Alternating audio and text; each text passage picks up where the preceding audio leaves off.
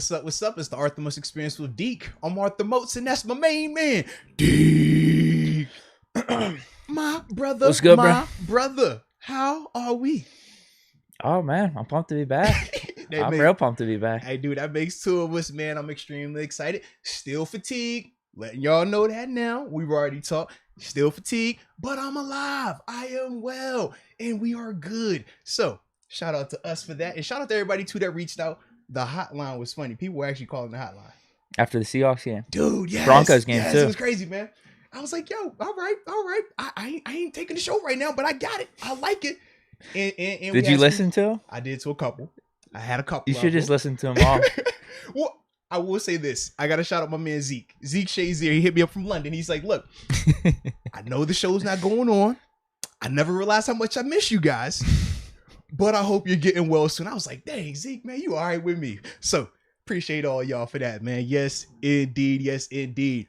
But yeah, man, it's a good day. Shout out to Steely Nation 412 already in the building too, man. The chat is already bumping. I love to see it. Says glad to see the boys back.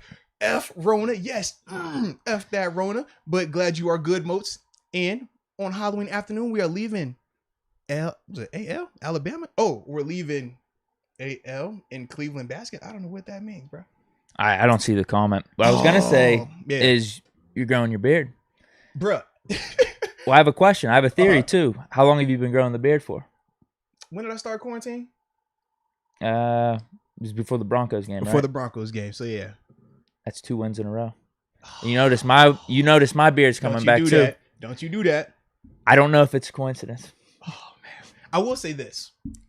While I was quarantining, and I was in my state, because, you know, when you go through that whole, oh, man, I'm excited. No, now I'm sad. No, I just want to be out of here. I did get to a point where I was like, you know what? I don't even care how my hair looks anymore. So, yeah. You going back for the mini fro? Look, I thought about it. We're going to see. To be determined. But this... Bro, we keep winning. I'm just... Hey, the beard, I'm not touching it right now, bro. I'm not. I started to get the Manscaped. I was like, you know what? Because I got multiples. Can't have the same one. You got to have multiples. I started to hit it. I was like, nah, I'm going to let it ride. Because all we have...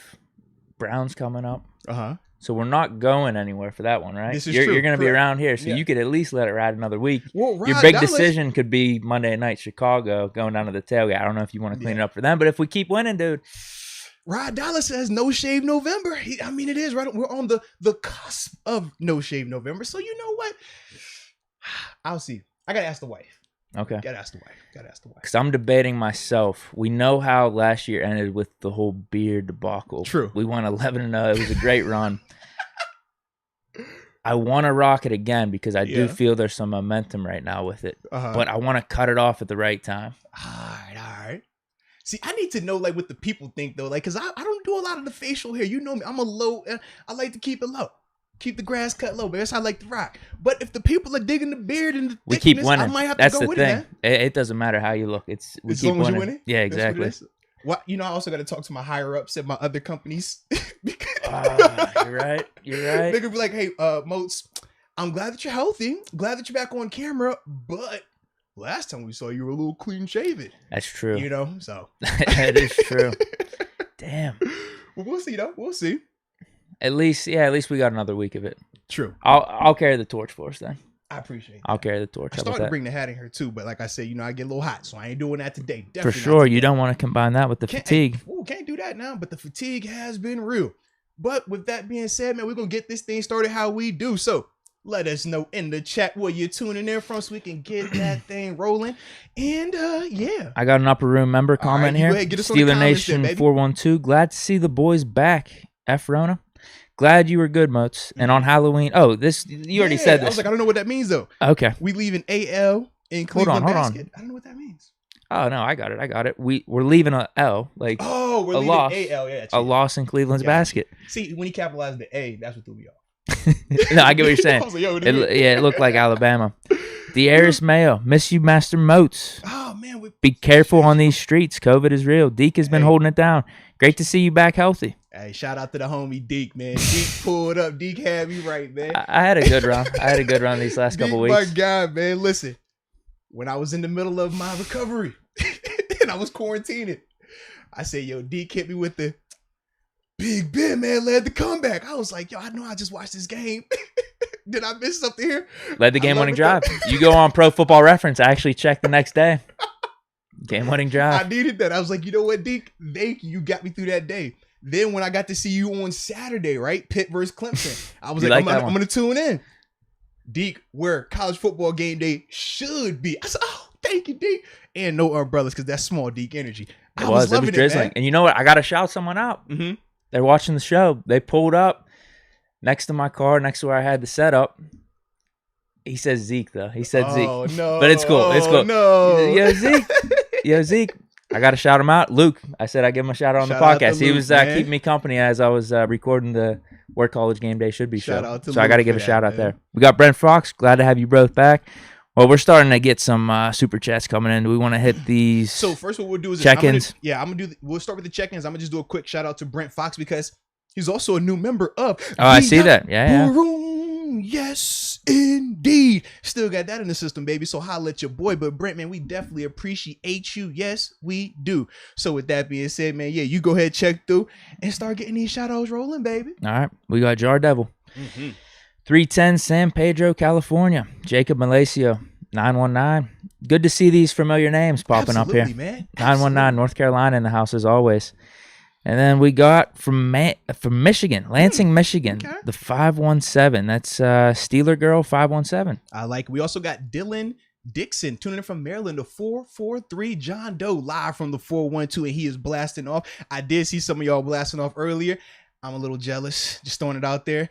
But that's going to be happening soon, baby. We coming back real soon. We also got Jay Quest tuning in from Puerto Rico, the 787, and Bryant S. Sacramento, Sagtown in the building, California. Love to see it. D. Everly, 228.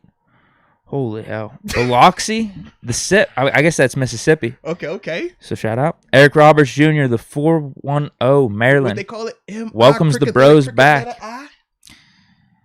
Joselito Colon, 716. Glad to see Moats activated from the IR. Hey, man, greatly appreciate you guys. I was a little nervous. I ain't gonna lie, I was a little nervous.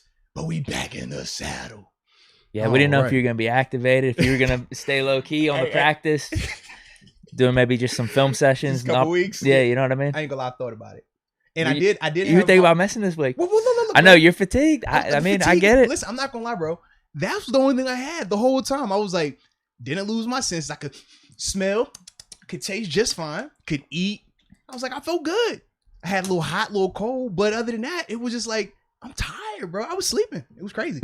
I had this big plan. I was like, yo, I told you I was gonna put the post out there, man. I'm planning to play the game all day, every day. I'm gonna research every day and just vibe out.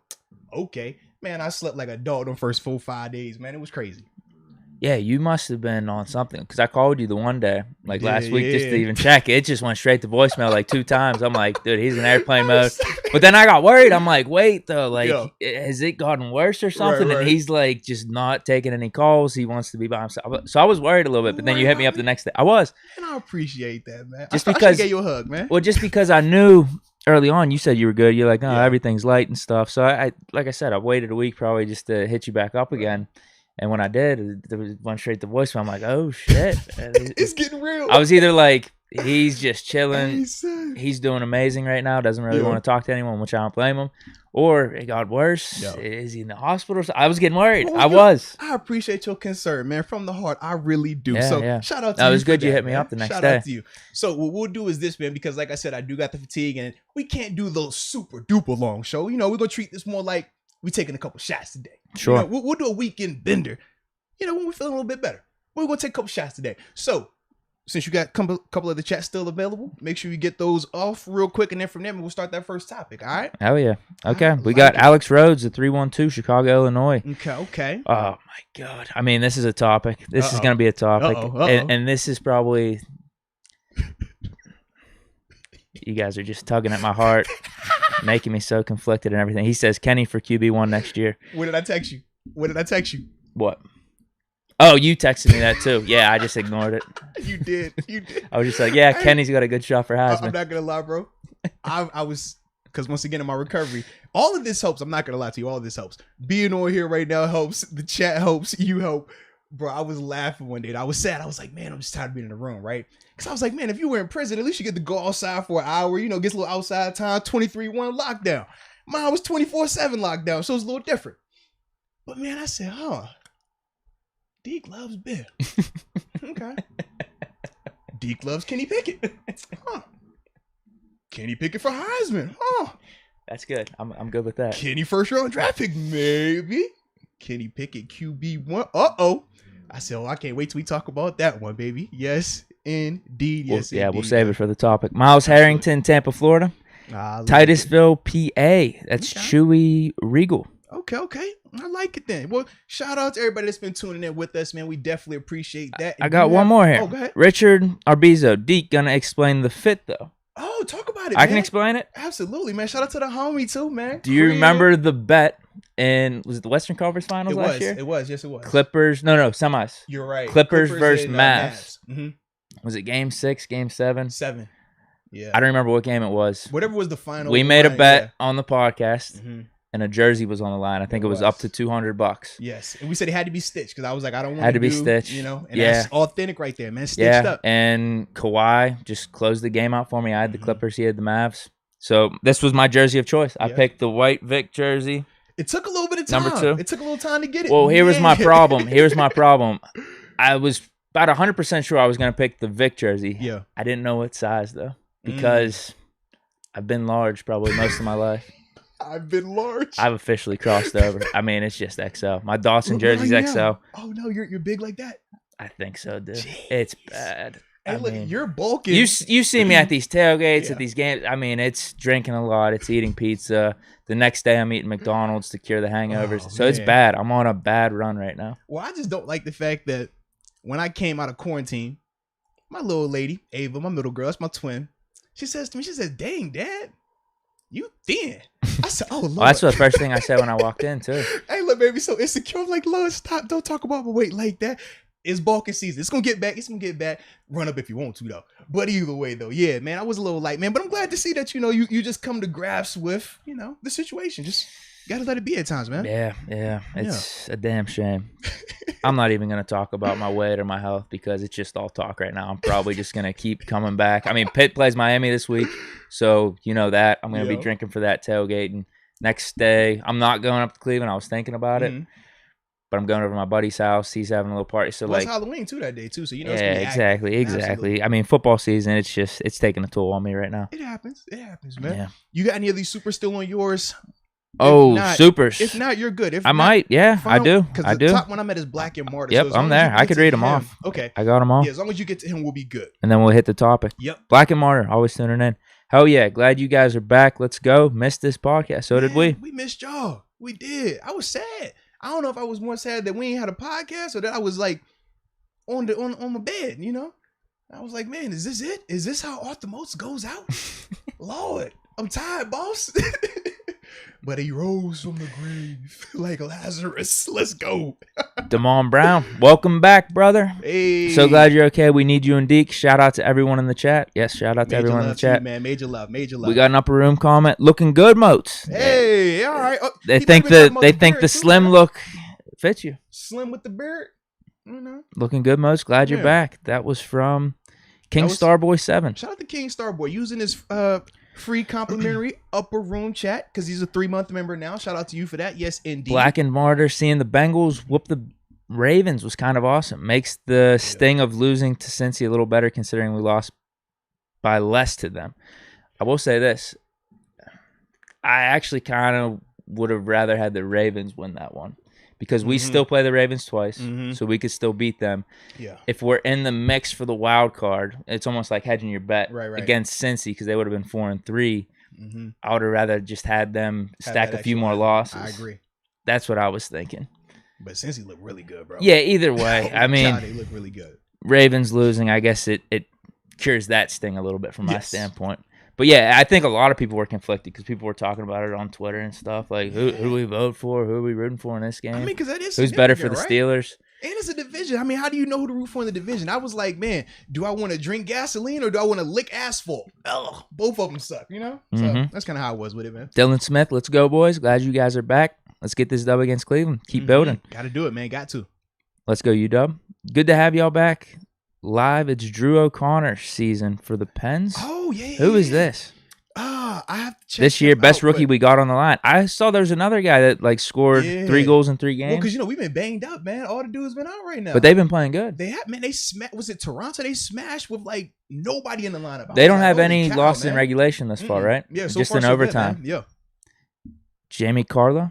This is in the upper room. Do we want to skip those? Jamie Carlo. Welcome to the upper room. Yes, indeed. Yes, indeed, baby. Corey Radford Jr. tuning in from the 504 New Orleans. Moats, glad you're well. Boot. Yes, indeed. Hey, man, glad to be well. Corey, hey, eat some gumbo for me, please. That'd make me feel better. And then we got Luke Walker. Do we want to do it? Should I put a cutoff, or do you want me to keep going? Because you're almost at the end. Because I could fly. I could keep going. Yeah, you're almost at the end. Because if you can get to Barilla 92, he was the last one that just popped up. And then I can go ahead and start. Okay, we'll cut off at Barilla. Yeah, I just wanted to make sure that we at least got the front end done. Before, because yours going to jump. Yep. Yeah. Luke Walker. It took Kenny Pickett 5 years starting to become a good college quarterback. Hell no. He's not a first-round pick. We shooting at Kenny today. Okay. Wow. This is going to be interesting today, baby. It's going to be interesting. I think he has exceeded expectations with his return for sure. I've always thought he was a good college quarterback, though. Yeah. It's just that Pitt, sometimes it's rough here. He's been injured, too, back and forth. Like, because he came on strong freshman year. He beat Miami with the upset. And I think he's been solid, but, like, now he is finally, like... He looks legit. He looks consistent. Exactly. This is what we expected him to even be last year. Yeah. Caleb Cool, welcome back, Moats. Plus no podcast. Oh, wow. That's what we're doing? No. Moats plus no podcast equals Steelers winning streak. All right. Well, for the sake of the team, guys, we're going to call it a day. I'll holler. Vincent Murray, do you know how boring it is delivering mail for 8 hours and not having my podcast to listen to? Glad you guys are back and healthy, Moats. Hey, shout out to the homie Vincent, man. We appreciate you, man. Hey, and be safe out here in these streets, too, man. I know these mailmen out here, man. It gets a little dangerous at times, man. So, nah, man, salute you, though, baby. Yes, indeed. Brilla92, welcome back to my main man, Moats. Surely we aren't going to shop Ingram, right? Well, that's the first topic. Yes. We all have... Behind him is Deke's boy Tushka. Oh, that's true. That's a great point there. That is your man's, huh? Yeah, that is your man. He ain't like Marsh to me though. That's your man's though, huh? That's definitely your man's. I forgot about him, to be honest. All right, well, you know what? One more comment. This is the last one. John Doe, welcome back. Glad you're good, Moats. Hey, can we still win the division? What's the math? That's another topic. We're going to talk about it today, man. So we'll get into this first one right here. In terms of the trade rumors, right? I believe it was, well, actually, it would have been early Sunday morning. Shout out to Ian Rappaport. Hold up. Someone's saying, can Moats turn up his mic? I got you. Oh, turn me up a little bit there, man. I'm speaking soft today. You know that, man. I'm in recovery, baby. So, yes. Let me know. Is that good? Yeah. You let them know, man. But, I'm speaking soft today, man. I can't do my normal loud talk. No. We got to ease my way onto this thing, man. Treat me gently. But, this would have been early Sunday morning. Ian Rappaport with his scheduled tweets put out a report that Melvin Ingram was somebody that was potentially being shopped around. A couple of teams that were linked to him, I believe, was the Titans, the Packers, and the Chiefs. Yes, excuse me, because all three of those teams obviously are contenders, but they all, need some form of pass rush help. And based on the usage with Melvin, as we've seen this season, it's been kind of, a little bit of a roller coaster. Sometimes he's a lot involved in the scheme, and the other times it's, a really, really reduced role. But we still know he's been playing well. He's still been very productive. So with the trade deadline coming up, got people talking about it. Now, I was interested because part of me, I can understand if you're the Steelers why you would flip him, right? You trade him, get some picks back, or even get an asset back, whether it's another corner, whether it's somebody on the offensive line or things like that. But then I think about just the outside linebacker position for us this season and the injuries that those guys have had, and just kind of how all three of them at some point have been up and down. And that's the part where I'm just like, I don't know if I necessarily want to get rid of my man Melvin. I kind of like this 3-headed monster. I think we could organize it was a little bit better. The Bills game. For sure. I was surprised as well, but then when you look into it a little bit more, you're like, okay, we saw Highsmith have his breakout game against Seattle. TJ Watt, he played so well, I had to come up out the grave to record. I said, I got to do a film session for this one. Outside linebacker, yeah, exactly. Come on, man. You noticed. It's certain guys that get me up out the bed. He got me up out the bed that day. TJ Watt's been TJ Watt, and they both look completely healthy at this point. They do. Strictly from a starting roster standpoint, it does make sense if you could somehow upgrade the cornerback. Highsmith did play 100% of the snaps, didn't he? I want to say, or was well, I have it. Yeah. Well, I have it pulled up right here. Ingram played 26%. Yeah, that's low. So 2 weeks before that against Green Bay, he played 50, but he's been 64, like, 86, 100, and then 80% or 60% in the Denver game. Because he's been a part of that rotation, but we know also part of that was because of TJ Watt too. Remember, he was dealing with the groin and stuff like that as well. So that's the part to me that's interesting because they value him, but in a game, like you said, versus Seattle, where Alex is playing well and TJ's playing well, you saw where they weren't really going to take those guys off the field like that. And that begs the question of, well, if you're not going to do that, why not use this guy to get more assets? Why not use this guy to get a potential player that you might need down the line? Here's the question. Who are we getting for him, though? I don't know if we're getting a cornerback that's necessarily going to be better than Cam Sutton, Trey Norwood, James Pierre. I mean, we traded for a corner, didn't we? Who? Witherspoon. I'm still pissed about Stephon Gilmore, dude. Yeah, that's crazy. Honestly, he should still be on the block because the Panthers look like they're not going to do any winning. So maybe we should inquire about that. They might want to keep Henderson just because he's a young corner, but no, they definitely gonna do that. Yeah. Well, for them, man, they got quarterback issue. As we saw last game, I mean, they took out Sam Darnold for was it PJ Walker, so they're getting into Deshaun Watson sweepstakes now. Apparently, them and Miami. Yeah. Which is nuts too, man, because they're gonna have to give up a ton. Who knows how that's gonna play out even too? Is he gonna play this season? Well, because now they're saying that the NFL might have because he hasn't been on a list, right, in terms of commissioners list, but that was because the Texans have made it very clear they're not gonna put him back out there, and he was not gonna play for them. Whereas now, if he does get traded, now they're saying the NFL could potentially step in and say, well, you know, we're gonna put him on a list because now we know if they trade him to Miami, he's gonna play in Miami. If they trade him to anywhere else, if he goes to Carolina, he's going to play in Carolina. Yeah. So that's when the commissioner might have to step in. So that's going to be interesting to see that dynamic. But with Melvin, it's a little bit different because you don't have to deal with that, right? No, you don't. But who are the Packers going to give us? Who would the Chiefs give us? Well, their corners aren't that amazing. Right. And the Packers, they did just sign, Whitney Merciless? Yeah. From the Texans as well. So that I think that was the Chiefs. You're right. They signed Jalen Smith. Yeah, Jalen Smith. You're correct. Yeah, so even offensive linemen, I did my digging on this, dude. I don't know who's trading a top 15, even top 20, like left tackle, because that's the position we really need on the offensive line for Melvin Ingram. Even though I will say the O-line has been improving. They have been. These past 2 games, they've definitely improved. We know Banner is still on the cusp of coming back. Those things, like, I'm feeling a lot better about it now. Granted, we know that, hey, man, we said it ourselves. Denver's defense wasn't as good as they looked on paper. We both agree with that even going into that game. Seattle, we know that they don't have the best in terms of pass rush ability up front, but we've still been able to get through it, and those guys have been improving. Well, that dude that got hurt, they were really high on him. He's a good player. I thought he was their best rusher. I know Dunlap has the name, but to me, he was the better rusher. He's just more explosive and things like that. But as a whole, they didn't have a unit where you were overly concerned that, hey, man, they can really hurt us up front. And honestly, when you look at the schedule right now, we still got some time. Now, Cleveland's going to be a little bit different, but for the majority of it, it's like, man, you got some time still with these guys improving. Our next 3 games, dude. Cleveland, Chicago, Lions. I don't want to get too far ahead of myself. But you see it. Like, it's available to us to go on a run. It definitely is. It is. And honestly, we know Khalil Mack is Khalil Mack. And now him versus when we talked about Vaughn, night and day. I thought Vaughn didn't look 100% healthy when I'm watching him on tape. I know he's out there, but he just doesn't look the same to me. Khalil, not the same. Khalil's still Khalil. He's still the beast. So that part, yes, you got to be a little concerned about. But as a whole, Detroit, I'm not really concerned what they're doing up front like that.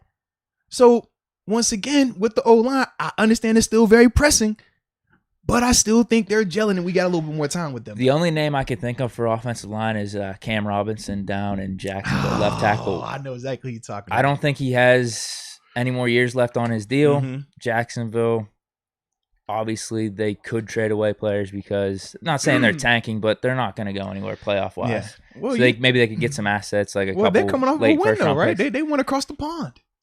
I do think they are a little bit better than what their record is because they played the Bengals tight, and Lawrence seems like he's coming into his own. They have some offensive weapons. it's just been a whole weird scenario for them this whole first half of the season. That's the only name, but is he that big of an upgrade over what we have, Dan Moore, Joe Haig, or even when Banner comes back, we move Chooks over there to left tackle? I will say this. I'm not a Cam Robinson guy.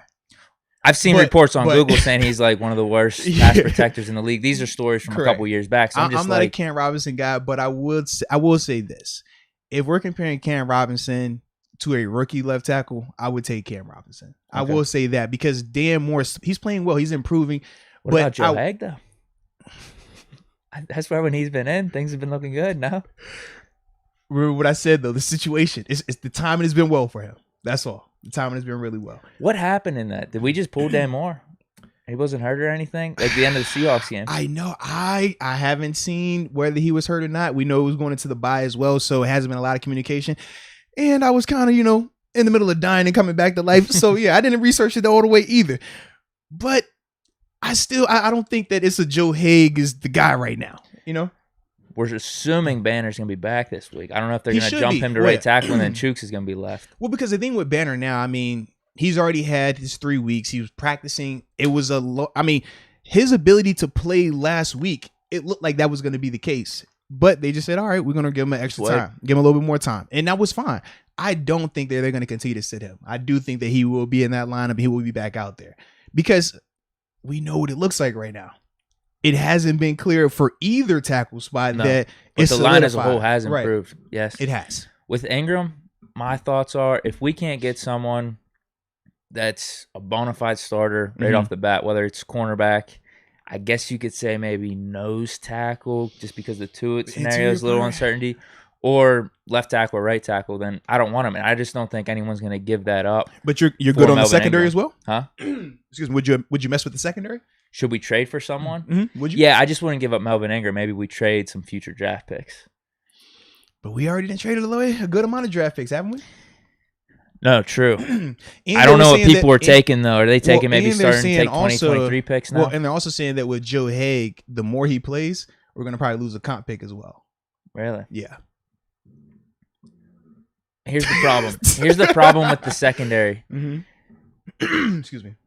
It goes back to what I said earlier. Who are we bringing in that's going to be head and shoulders above Cam Sutton, Pierre, right off the bat? Because the names that are out there, I think we're going to have to trade a lot, too. Yes. Byron Jones, Xavier Howard. Yeah. Stephon Gilmore was the perfect trade. It really was. It really was. And he's already practicing, too, down there. Yeah. It was the perfect trade. What did they get? It was a 6th rounder? It was a 6th rounder. Was it a 6th rounder? It wasn't this year. It was next, it was either next year or the year after that. Yeah. No more years on his contract, so we wouldn't have to worry about that. It was a 1-year rental. Exactly what we needed. It would have been perfect. Yeah. It would have been perfect. So the names that I'm running through, Xavier Howard, Byron Jones, Vernon Hargreaves out in Texas. Vernon Hargreaves, yeah. Is he that much better than Cam Sutton or Pierre? I've seen him get burned before. Well, the thing with Vernon, higher pedigree. So with higher pedigree guys, just better athletes, right? Because we talked about with James Pierre. The only time you see James Pierre get beat is when the last 5 yards on a deep ball, because that's where the speed shows. Same with Cam Sutton, right? A guy like Vernon, you just have a little bit more pedigree, a little bit more speed, a little bit more athletic ability. That's the biggest difference. But we also know that athletic ability isn't the end all be all. That's why a guy like James Pierre can play at this level and still be successful. So when I think of that, I like Vernon just because it's intriguing, but what I would have to give up for him, that's the part where I'm like, I don't want to give up a lot for a guy like that personally. Yeah. And how long until he's actually getting quality starting minutes? Because we still got Carl Joseph, who hasn't even scratched it yet. Sure. And he's been here for a while now. Sure. So the two names are Xavier Howard, Byron Jones. Mm-hmm. And we would have to worry about their contract in the future a little bit. Yep. Because they're going to have a cap hit. You can't Xavier's going to cost. So Xavier, he's going to want to cost. And he's still playing at a high level. He's going to cost. He's going to want a contract restructuring of some point or a new contract this offseason. I don't think Byron Jones will. I haven't heard anything from him, but he still has double-digit cap hit, which isn't the end of the world because we might be losing Joe Hayden. He could almost be the replacement. It's just that, all right, are we willing to give up a first-round pick right now for him? That's what it probably would take. Second-round pick, maybe. Put it like this. I wouldn't be completely opposed to that.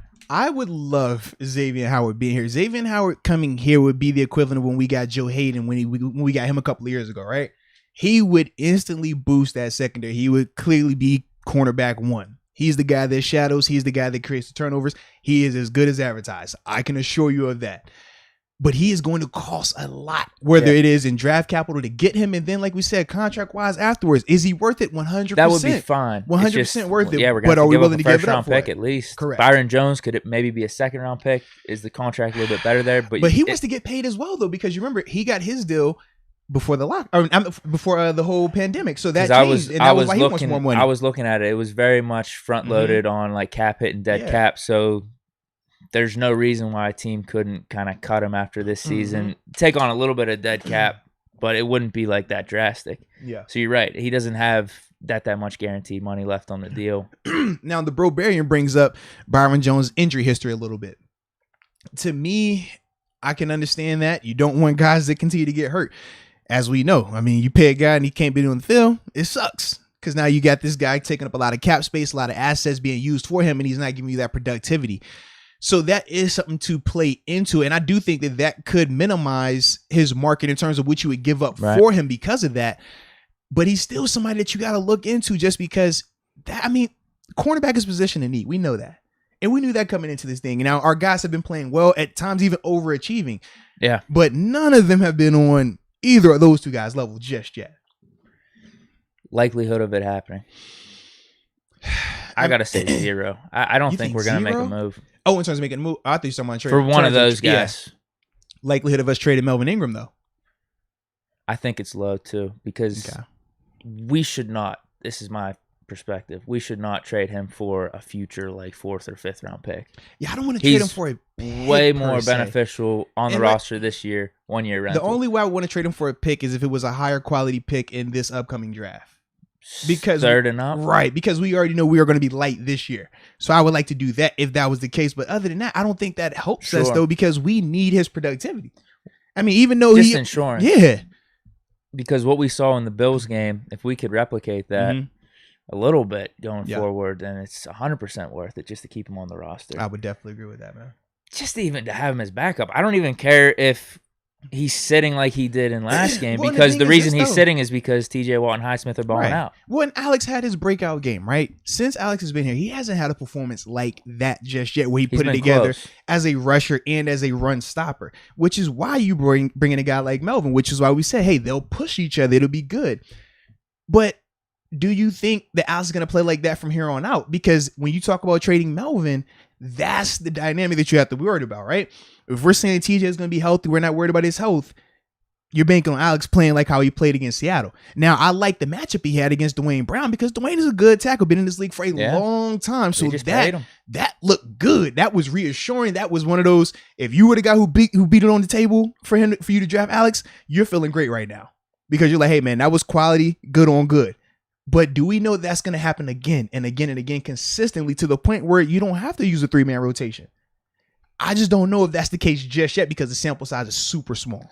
That's fair. I think I'm less worried about the 3-man rotation and playing time versus just having a quality backup. Because if one of them go down for even just 2 or 3 weeks, we saw how different the pass rush looks. Night and day.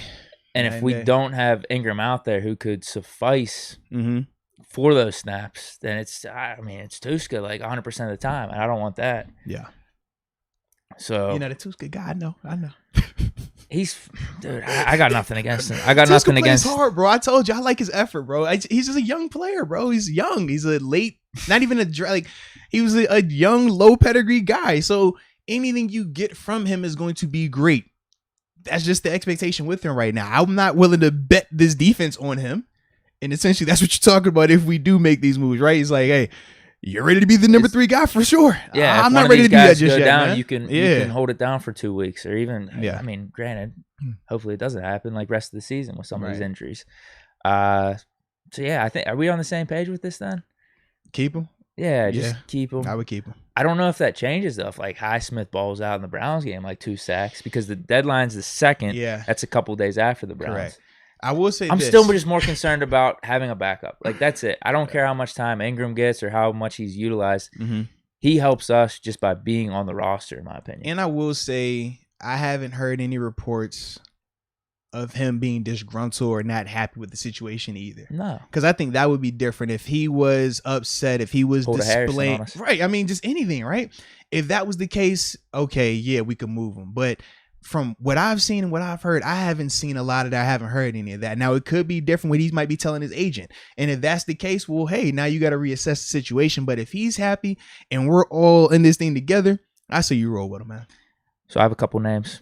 Since we're talking trades. Here we go. We already mentioned spicy one time, Deke. Xavier Howard and Byron Jones. Stephon Gilmore, obvious. Gilly kid. Like, you know what? Give them a 3rd or 4th round pick for him, please. Yeah. You know, they could flip that and make a little bit on their investment there. It's just ridiculous we didn't try trading for him, dude. I'm still pissed about that because it looks like they're going in the tank unless they make this Deshaun Watson trade and he can play. Well, that's because they bet the house on Darnold. They did. You think about what they gave up for him and then they guaranteed the money. They bet the house on him. And now it's showing that it backfired. So now they're in this purgatory. So I'm saying trade a 3rd or 4th round for Gilmore. Panthers probably aren't going to do that, but they already have so many corners. They have so many young corners too. They do. They're stacked out there, man. I'm telling them right now, you're in rebuild mode too. You're not winning anything this year. You had your little chance at the glory, or at least you were thinking about it whenever you made this trade because you're like, oh, can I get in the NFC at this wild card? It's over for you guys. It's over. So trade Stephon Gilmore to us, please. Please. All right, here's where it gets interesting. Brandon Cooks. Ooh, okay. No Juju. Yeah. That's what I mean. Yeah. How much we have to give up for him. He does have double digits on his contract next year we'd have to worry about. That's cap hit, dead cap. But after that, it's nothing. So I don't know if we could restructure some in the offseason. And speaking of that, bro, now I know this is the other part, right? We all assumed that when Juju went down, James Washington's This is why I brought the receivers up. But holy cow. I got another receiver on here, too. He doesn't even get any snaps for real. And then I'm thinking, okay, he has to be hurt, right? Everybody's saying he's hurt. Coach Thomas says what? No, he's fine. He just didn't fit the matchup. Like, what are we talking?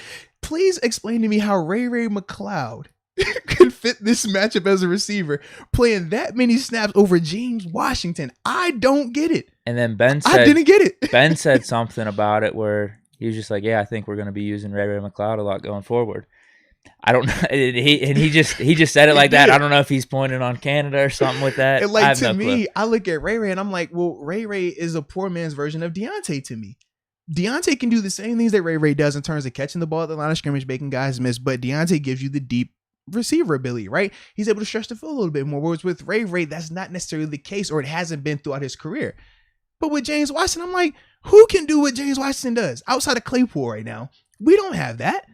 Who's more of a threat? If I'm a defensive coordinator, who am I losing sleep over? It's not Ray McCloud, and it's not a physical shot at receiver, Ray. Good hands, physical, can run, can catch. Yeah, I'm worried about that guy. Yeah. So to me, that's why I'm just like, I don't understand what the disconnect is with James Washington. If he's not hurt, why isn't he on the field? Because I know what I saw in training camp. It wasn't a lack of ability. I can assure you of that. It just doesn't. It's not adding up right now, man. Maybe he's still on the trading block. As far as I know, I don't know. That's what I mean. We could bring him up in this. I would just rather us play him as opposed to trade him for someone. Yeah, because I'm like, you can't tell me he's injured, but then tell me he's not injured. But then he's not playing, but then you're playing Ray McCloud these many snaps. It's just, like I said, something isn't adding up here, man. What would it have to be for Cooks? Second rounder, maybe? No. Cooks is older now. Well, he's what? He's probably 30, almost 30. He's almost 30, right? Probably yeah. almost. But he's been a 1,000-yard receiver multiple times with multiple quarterbacks. Like 5 or 6 teams, and he's about to do it again this year. Absolutely he is. He could play all over the field, too. I like his game a lot, man. I do. He would be a huge asset. He definitely would. Second or third round pick?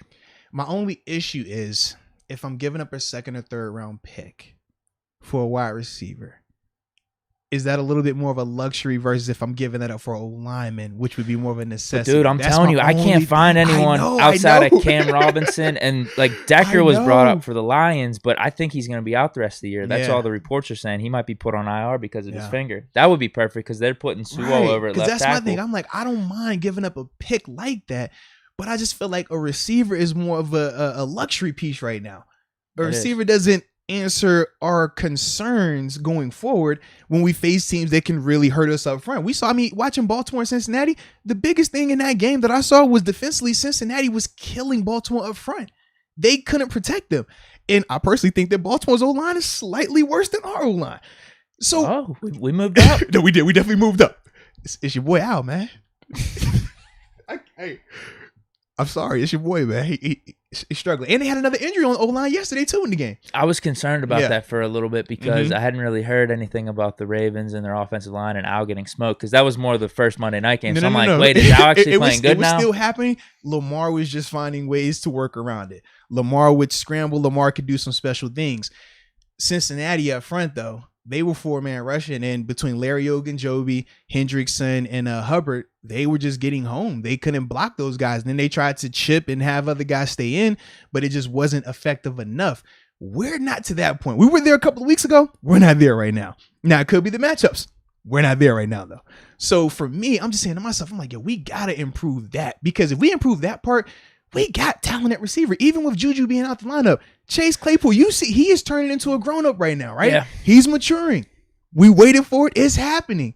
Deontay. He let me down a little in the Seattle game. I know. I'm not going to lie. But the Broncos game was pretty good. I know. Seriously. But I just love his toughness. That's the part where I was questioning him for a while. Yeah, he doesn't get like phased out of the game. Right. That was the part where I was like, yo, where are you at mentally? Like, if you don't get a catch, are you still going to be a dog?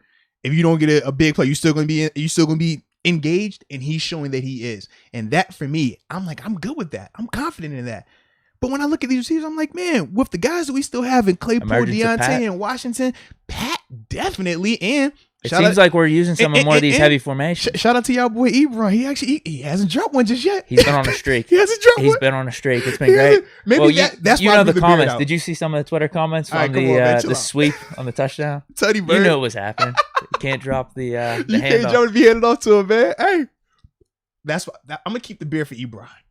Next time that might be it. If Ebron drop it, then I'll cut it. But as long as he don't drop it, we good. Okay, that's a fair one. We're good, man. I think that's a fair one. You could tell the Steelers reps and whatnot. You know what I'm saying? Hey, this is an Ebron drop beer. Hey, he hasn't dropped one. We're gonna keep the beard alive, man. You ready for one more? Yeah, what you got, man? Odell. This is my thing with Odell. I don't think a Steeler-Cleveland trade is happening. That's probably the main thing. That's the part. Because Odell, even though he's been in and out with injuries, we saw even with Case Keenum, he still can get it done. Baker, it's that weird dynamic of he forces it to him or he ignores him completely. Case could get it to him, and Case showed that Odell is still very effective. He's still super tough. He's still a matchup nightmare. But Cleveland and Pittsburgh doing business together, I don't know. I don't see it, because Cleveland for a fact knows that they're one game above us in the division right now, and they're still very much in the hunt. So for them to give up Odell, that would help us, and knowing it's going to hurt them as well, because they don't have another Odell on that roster right now. They got good receivers, but none of those guys are Odell. The whole argument is like you don't use them right. But this is what I say to myself: the run game, now their running game is already a beast. They don't even need Chubb or Hunt. But it helps out a ton when you got Odell. You know why? Because you can't stack that box, baby. You stack that box and give Odell single coverage for 4 quarters. You want to. You play that game, you want to. We know how that's going to end. So it makes you have to respect him just being out there. Cleveland's not willing to give that up to us. No. Because if they give that to us, come on, bro.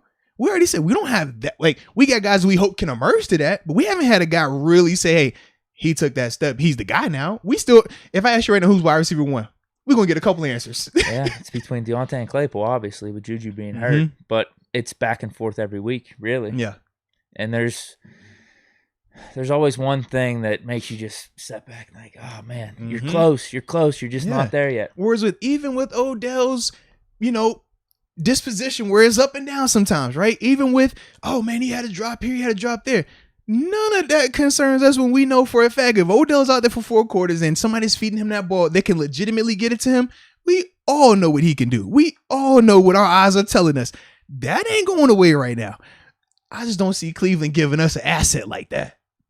I don't either. That would be like us saying, hey man, we're going to trade away one of our, let's see, who do we got we can trade away? We got 3. Y'all want Melvin Ingram? We're going to trade y'all Melvin Ingram. We're not doing that. I'm not giving you one of my guys knowing that's going to help y'all out, and I still got to see y'all again. Unless it's premium, unless you're giving us a first-round pick. Right. But it's like, we still got to see y'all. We might see y'all in the wild card if we being real about it. I'm not trying to face that. Yeah. And I know they're not trying to face that right now, man. So I just don't see that happening. But the Brandon Cooks one, I like Cooks, though. That's intriguing. The Odell Beckham contract makes even more sense than the Cooks because I think his does. dead cap over the next couple of years is like really low, so Yeah. we wouldn't have to be tied to him. But I kind of would be though because he's a pretty damn good receiver, so I Exactly. wouldn't be really complaining if we had Odell on our roster for the next year. So Exactly. we've been missing someone like that since AB. Shout out to his resurgence. I mean, I told you. No, you ain't convinced. No, I was on. I Hey, never. well, I you know what never might said hurt his him though? These productivity. injuries, getting that over under on the yards, but Yeah. he's on pace. No, he's absolutely on pace. Remember, Even with him it was missing never games. performance related with AB. Never performance related. We've never said performance here. Yes, not performance though. Gave a shout out to Ben in that press conference. He did too. Yeah. I was waiting on the Landry Jones one. I had a lot of great quarterbacks to play with. Barrett, Brady. I was like, go ahead, throw that Landry. Can I get a Landry? No. Yeah, you're right. All right, no Landry. All right, cool. Vic even. Yeah, Vic for a shout out couple to Vic. games. Absolutely. Absolutely, man. So I was like, all right, this cool. This cool. But he's only had touchdowns by those guys, so I can understand. That's fair. Yeah. That's fair. That was pretty funny though, man. I think that's it for the trade talk. Oh, I like this. There trade are some talk, though. It's quite spicy. there's some other receiver. People bring up Michael Thomas. I don't think there's any way we could afford that contract. Yeah. Well, I also saw somebody bring up Brandon Ayuk in the chat. Ayuk. I've heard Gallup actually, him potentially being on the trade block with the Cowboys because he got hurt. Is he going to be able to reestablish his role coming back? Dude, CD Lamb is hooping down there. Him and Amari, man, they've been doing their thing, man. So that's why Gallup's been brought up. I wouldn't mind that. We don't have to pay him or anything for future years. I think this is the last year on his contract for them. Yeah. So that wouldn't be terrible. Is that a third, fourth round pick maybe? That's the question. That's like a 1 year rent. That's definitely Yeah. a 1 year rental. So maybe the price isn't that high. Mm-hmm. But yeah, I think you're right. Like I would rather be an offensive lineman at left tackle. If I'm going to give up a higher draft pick, I would much rather have an old line because that just helps us so much right now. There's no one out there though. I tried checking. I really did. Without having And to even give up a king's ransom for And them. like I Yeah. said, with cornerbacks, it's either you're going for the top tier, Mhm. or we probably shouldn't trade because how much better are any of these other guys than Cam Sutton or Pierre right now, where we're giving up draft capital. Right. Because James It's tough. Pierre, like I said, James Pierre still plays extremely well. We just know where his limitations are. It just is what it is. That's not going to go These away. single coverages against their number one receiver, like right before half, is not good. And the thing Or in is, critical situations. it's not even that. It's the field needs to be condensed for him because that's where the speed doesn't become as much of an issue. That's why when you Got the you pick. talked about the pick, right? You know why? You don't have to worry about the vertical element when the field is condensed in the red zone. When you're 30, 40 yards out, Jamar Chase, remember how he hit him? 30, 40 yards out. That's where you have those issues right there because that's where the speed can really be shown. When that field is condensed, 20 yards in, 10 yards in, we're not worried about that. Yeah. But you can't bank on that when he's playing out there as cornerback too. You can't survive that way, you know? And that's the part where you're like, man, we might need just a little bit better of an athlete out there. But right now we don't really have that available to us. Yeah. And with the Kello, I mean, I'm still trying to figure out, I mean, you know, maybe what TG say, the West Coast versus East Coast? Maybe it's the West Coast thing. I don't know, man. I guess we trade called a it, bro. fifth He round called pick it. for him. We did. Is that what it was? Yeah, we did. Stephon Gilmore won for a 6th round pick, dude. Now, Demetrius Tahara is bringing up Mitchell Schwartz still. He is a free agent currently, but he is Right the guy that we tackle, talked though. about. He's a right tackle. There are a bunch of like we could got a even ton of probably rights. trade for Yes. Morgan Moses right It's now a with how ton the of Jets' rights. record is. It's a ton of right tackles, but we need left tackles. That's the issue. And he, from my understanding, has never played left tackle or sustained success at left tackle. It was kind of like when the Browns brought in Chris Hubbard. Remember? They paid him from us to go there and play left. He's not a left tackle like that. And now you see, you know, he turned into the extra O-lineman swing tackle, and I don't even think he's playing as much right now either with him. Penny Sewell, right to left. He Right. looks better at left. Alvin Nueve, Absolutely. left here goes Ravens, right. Mm-hmm. Not that good. But put him back to left. Yeah, and he's it's back he to can left. still- Yeah. But at least right now at left, A little I will better. say he's a little bit, not a lot better, but Right. he's a better left than he is right. It's just one of those things. Like the footwork is different. The way that your body fires and responds. If we heard Banner talk about it, we heard Dotson talk about it, right? I Dotson's prefer like, this man, side. I prefer it. Just it's different.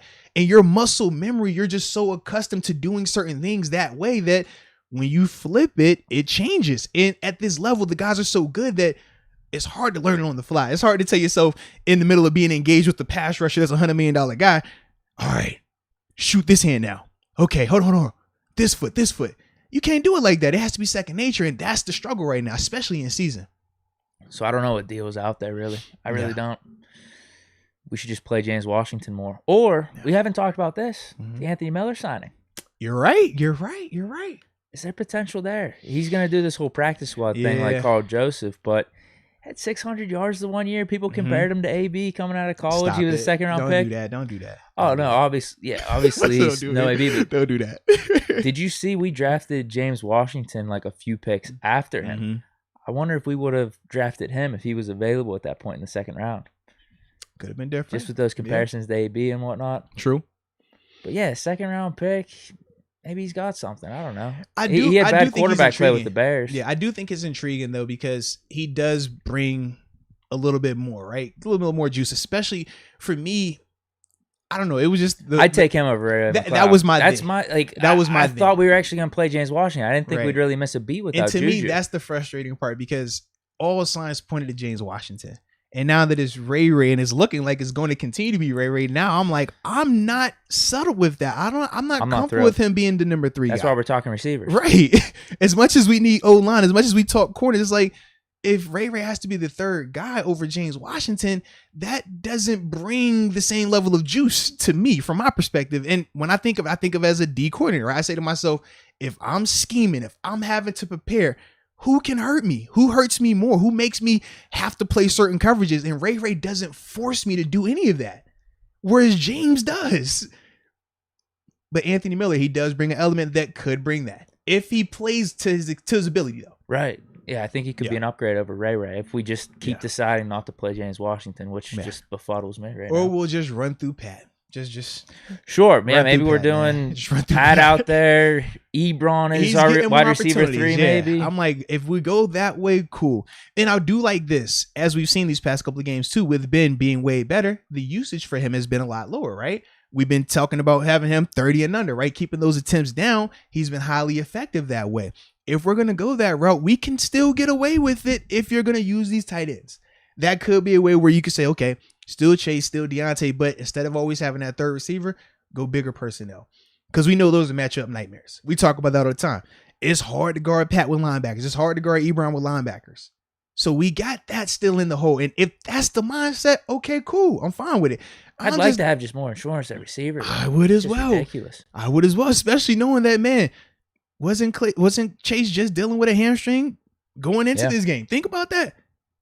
Now, if we were to take him out the lineup, and now you're telling me it's Deontay and Ray, and James is maybe the third guy? Oh, Lord. You see how it's going now, right? How far we have come from the offseason and the preseason talking about our wide receiver depth. Holy cow. Yeah. We still have it. We're just not playing James Washington, though. That's the part. That's the mind-blowing part. This was why we had the 4 receivers. We weren't making any trades. We were content. It's like, okay, if someone goes down, we have James Washington throughout the season. This scenario has played out like we didn't want to happen, but it's like, injuries happen, and we're not playing James Washington. So I don't know what to make of it. Hopefully it changes this week. We shall see. If we're not going to do that, let's give Anthony Miller a chance then. That's my thing. I've seen enough of Ray McLeod at receiver. Yeah. I don't need to see any more. So, well, that's the beauty of this upcoming He's still week, fine. though, He's still fine returning. He gets 10 yards every time on punt returns. Doesn't fumble it. Love him as a returner. Love him as a returner. I just don't like him as a third receiver. Yep. But that's the beauty, though. We're going to see what it looks like in Cleveland, man. All right, what are we thinking here? Run through some chats. Yeah. Where are you topic? at chat-wise? Because you might be down a little bit. Yeah, probably. Excuse me. Let's see. I'm at Don Juan. You're at Don Juan. Okay, it's an upper room comment. All right, so you're about 3 off. So what I'll do is this. I'll read these real quick. I got a little juice today. Like I said, man, as long as I'm filling up, we're going to keep rolling, all right? And then when the boys start filling down, man, I'll let y'all, all right? But John Doe says, welcome. Oh, no, we already had John Doe. We're good. Here we go. Juicebox32. Shout out to Juicebox32 using his free 6-month upper room chat. Appreciate your support. Yes, we do. He says, happy you are good, Moats. Missed everybody. Smash that like button for the return, baby. And for the algorithm, he puts that in parentheses. Shout out to you. And he says, I don't see us making any moves here. Well, Juicebox32, first off, we appreciate you. I missed you as well. You know you're one of my faves. And I love the fact that you said smash the like button because looking at the numbers, about 500 on, about 162 on the likes. Oh, wow. The imbalance. That's kind of how I felt when I was fatigued, when I was in the bed. I forgot the like too. So yeah. But either way, get those popping off, not just for us, but for the algorithm because y'all deserve it. Yes, y'all do. But yeah, man, in terms of the moves, man, it's going to be interesting, man. We still got time, though. We still got time. Barring any injury, I don't think we do anything crazy, but we still have another game coming up, right? And that's going to dictate a lot.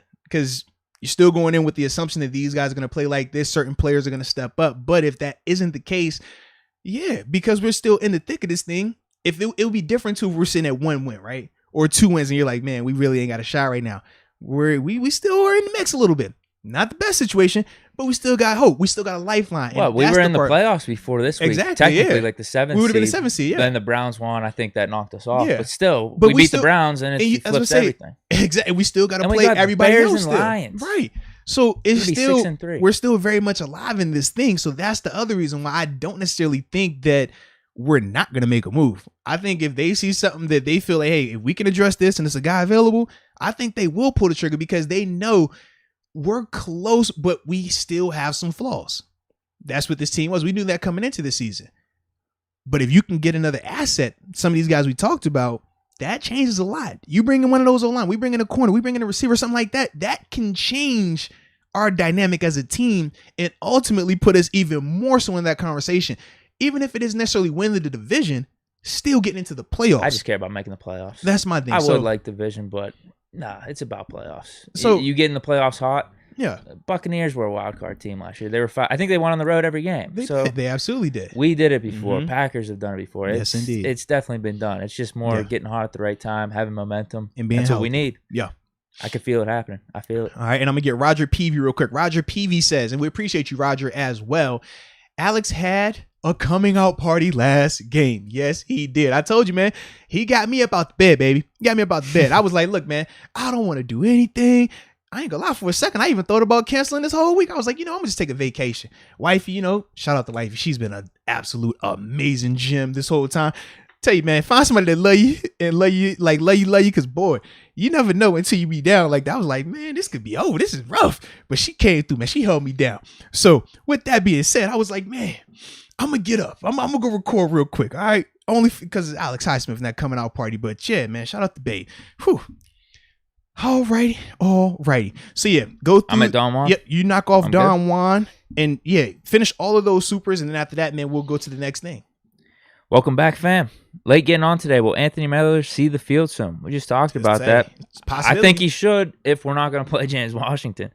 I actually wouldn't even mind him as the 4th receiver if we ever run that type of set out there, but still, he's an upgrade over Ray McLeod in my opinion. So he should see the field somehow, some way. Yeah. Myron Bennett. I've seen Taylor Decker rumors on social media. Left tackle for Lions on IR with a finger right now. Sewell was playing great in his absence. That's what we talked about. I don't know if he's going to stay on IR, though. I was hearing reports that if he doesn't feel comfortable with his finger, he might just sit out the rest of the season. Well, I know I was a Penny Sewell guy, though, man. I wanted him at left tackle the whole time.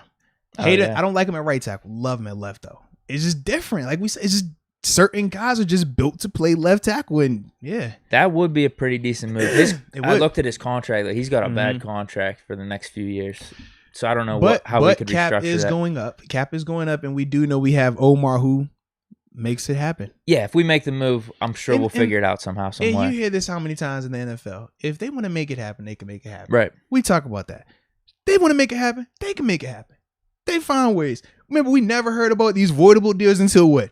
They needed to make it happen. Then everybody was getting voidable deals. When you want to make the deal happen, you want to make a deal get done, you want a player here, they find a way. It's absolutely. They'll find a way. Joel Hernandez. Love Claypool, but seems to drop those 50-50 balls a lot. It seems like one a game.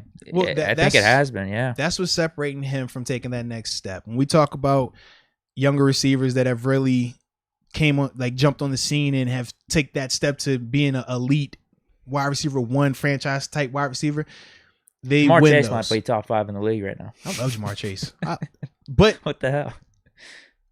No surprise. What did we say? We said Justin. You were real high on Chase. Justin Jefferson. Everybody loved. I was like, Justin is robbing. He was robbing to Jamar. It was no debate about it. Zero debate. Jamar's that guy. And that's why you see it. And I was like, bro, he's been that guy. Trust me. I love Justin. I love Justin Jefferson too. But it's Jamar is just different. What he's able to do, run after they catch, the physicality, the size, like he's a special player. And barring injury, he's going to continue to do this. I mean, I know I didn't like Cincinnati picking him over Sewell because I thought that they needed more help at left tackle. But man, the O-line has been playing well enough.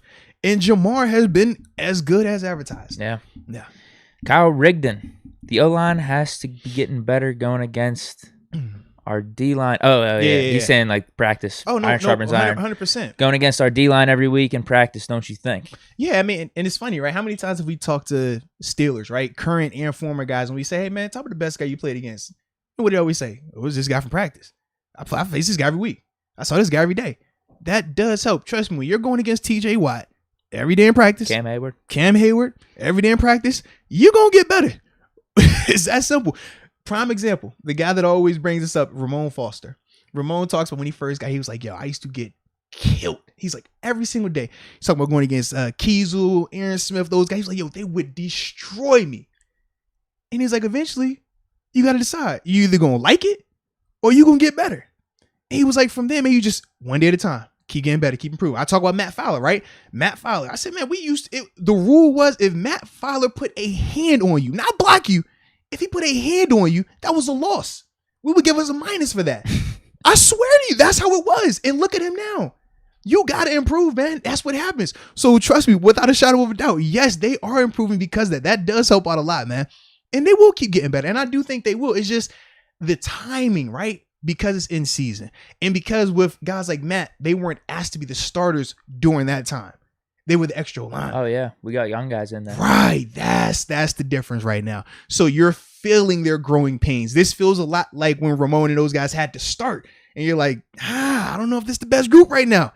And you have to endure that. Marcus Gilbert was another guy. Yeah, it took like 12, 13. That was when we picked Pouncey. Mm-hmm. Pouncey was great right off the start, but we also had like the Castro. Mm-hmm. And you're right, some of the young guys that we had in the wings were coming up. It was like those guys are forced to play versus, in our glory days with the O-line where those were just like extra O-line, 17 right? Or something like that, yeah. Yeah, it's a lot easier when you're getting your butt kicked in practice, but you come into the game as the 6 lineman. Oh, it's going to be a different, you're going to cook a little bit now. Your confidence is going to get up. You're going to improve a little bit better.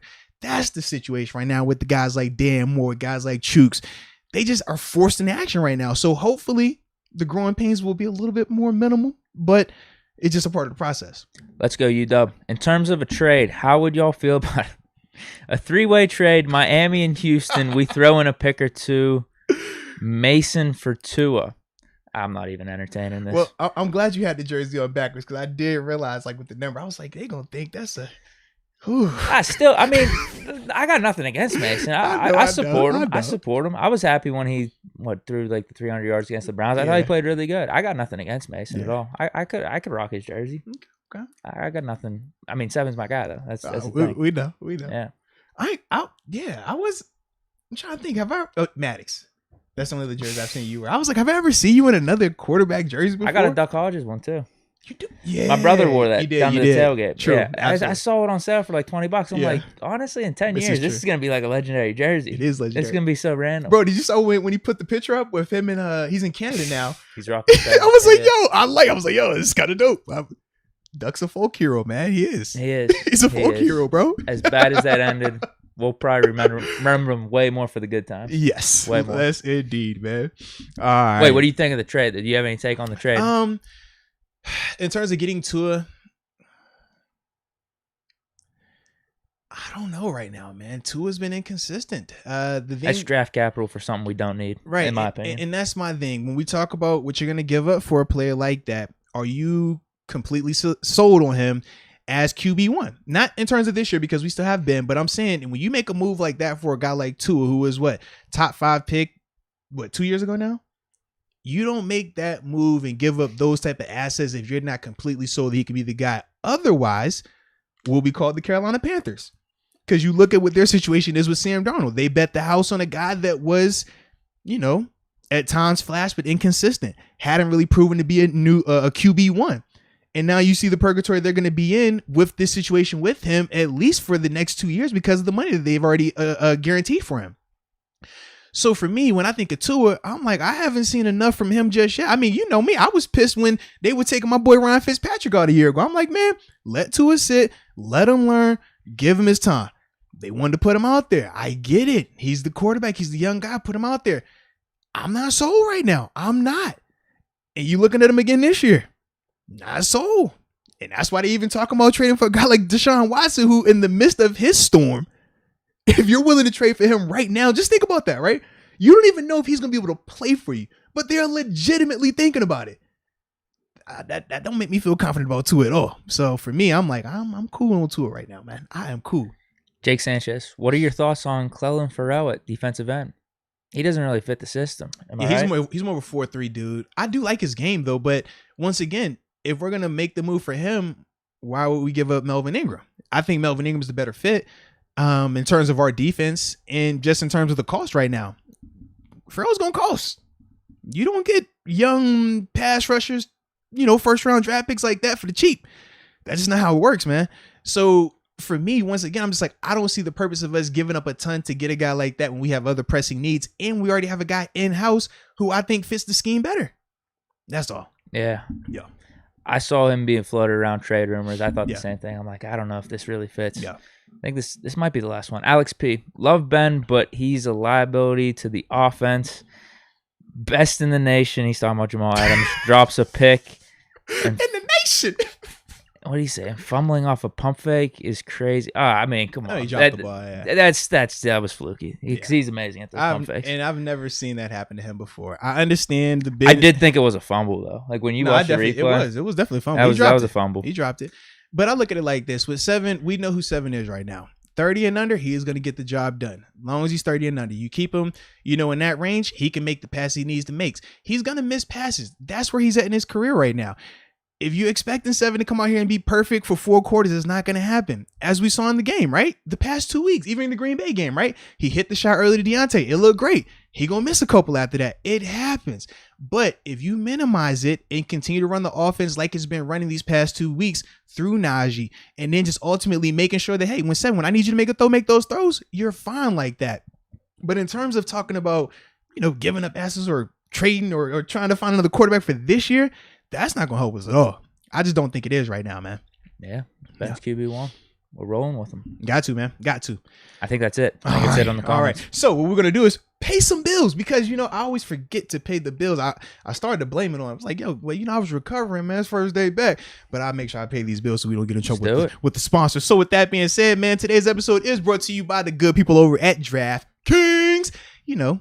The leader in, sportsbook and stuff like that, because they are absolutely phenomenal and they're safe, secure, and more importantly, Deke, they are reliable. Absolutely.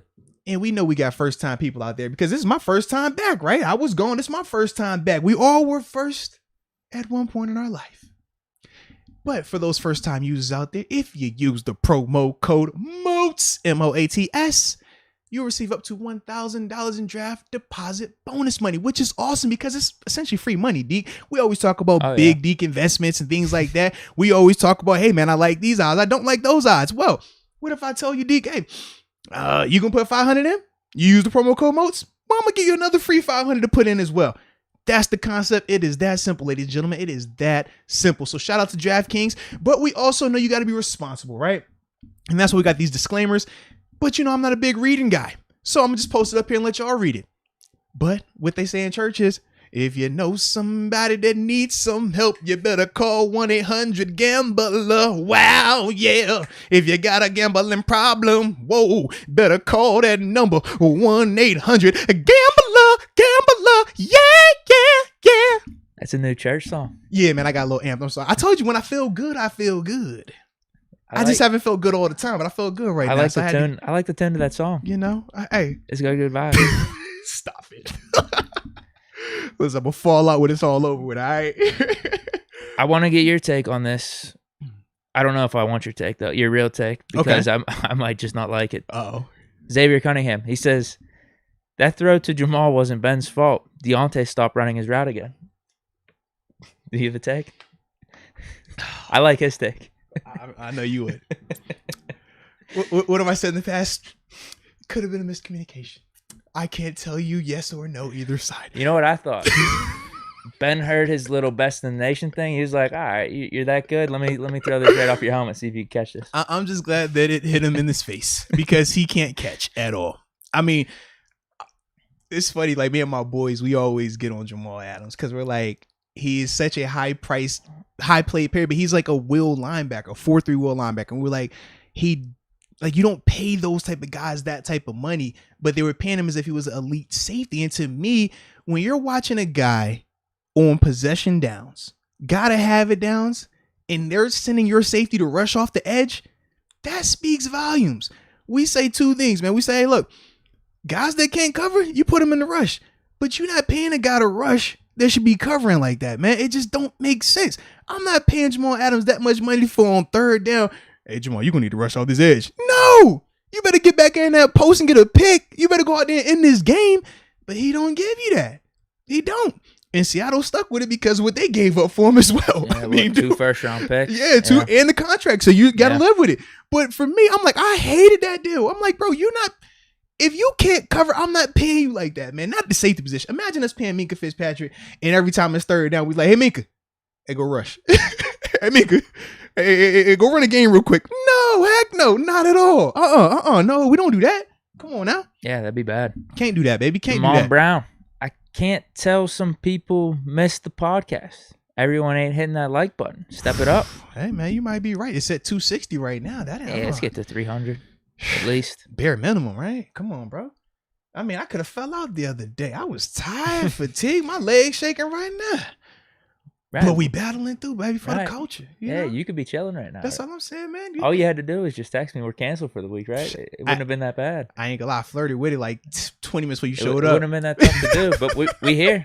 Oh, no way. I ain't gonna lie. It was gonna be game time decision. It was a game. Listen, I was questionable. I was having a conversation with my wife. You know, I was talking to my wife because I love my wife, man. She helps me out a lot. I need her. So we're having this conversation. She's like, yo, how you feeling? I'm like, honestly, part of me feels good, but I'm still fatigued. I mean, I'm present, but I still, lower body ain't where it need to be just yet. You know what I'm saying? But we getting back. But yeah, I was like, man, maybe I should, call it on the account of rain. But we said, nah, Flair. Nah, we good today. So that's why I threw on my Guns and Roses. I said, because I'm part dead, but I'm part alive, and we're going to rock with it today, man. So let's roll. That's perfect. Yeah, man. The Matthew 415 just supporting us. Oh, shout out to him, man. Shout out. All right. I think we're all caught up, though. Yeah. All right, so let's get to this next one, man. This AFC North outlook right now. Because it is spicy in the kitchen in the AFC North. And then what Coach T say? It's spicy in the kitchen. It's a little spicy in the kitchen. Did he say that? He said it's hot in the kitchen. It's spicy. That's his go-to. It's spicy. And shout out to Turn Tavern as well, man. Showing a little love as well. We greatly appreciate you. But let's look at this division. So right now, we know that Cincinnati, since they just beat Baltimore yesterday, their record is 5-2. They are the front runners in the division. Baltimore also is a 5-2 record, but because they lost Cincinnati, that's where they're sitting at 2. Got Cleveland at 4-3 in the third spot, and then us 3-3 in the rear. Cincy looks really good right now.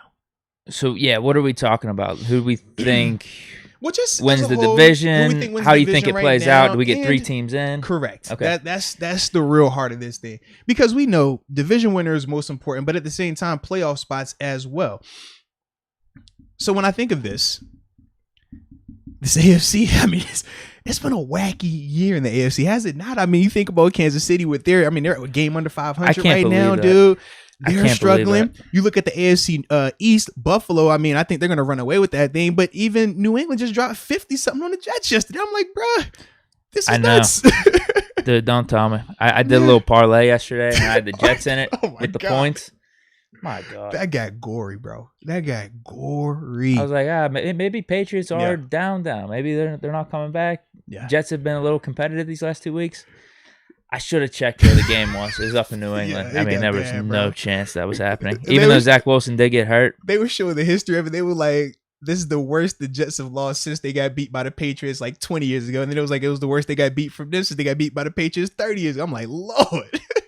They are terrible. But when I'm looking at it, the AFC North is still, to me, the cream of the crop in the AFC, which is weird. Know it's weird. 2 or 3 weeks ago, a lot of people were trying to spin like AFC West, but without Kansas City's playing, the Chargers lose to the Ravens. Mm-hmm. Broncos are frauds. Raiders are actually they're staying steady. Raiders are showing. They're staying steady. The Chargers, they still have their tough games ahead. Yeah. They just played the Eagles this week. I still believe in the Chargers. I think that it was just one of those perfect storms of them coming off of an impressive game and then having to go across to play Baltimore. I mean, that's tough. It's tough at times, right? It's tough. But to me, when I think of this division outlook, I'm like, Buffalo, they're going to run with that. I think they, barring injury, they'll run away with it. Tennessee. We need Patriots to keep losing it. Like, I don't want any more teams in the wild card. So I was really rooting for the Raiders to lose yesterday. Because to me, I look at the Colts Patriots. Even. I was pissed they won. Those are the teams. Colts, Patriots, and the Chiefs are the 3 that I'm saying to myself, I think Chiefs are going to get in. I think you just got to give it. I don't know. I think they're going to flip the switch. See, I don't believe it, though, because when you look at them, what have they been able to do that's going to make you flip the switch? It's just they have Mahomes. That's my only belief. I get it, but my thing with Mahomes is this. Number one, he got knocked out yesterday. I don't know if you saw that. He took a nasty shot. But the thing is this, man, he's still forcing it. Now, he still can ball, and we know he can do it. When he does it, it gets beautiful.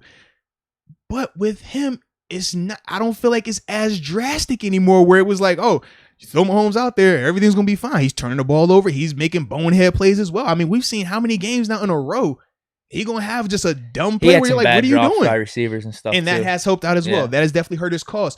But as a whole, I just don't see how that team is going to drastically improve. Defensively, they're definitely not creating turnovers. Defense. Right. Now, if they make a trade, now if Melvin Ingram goes there, it could change it a little bit.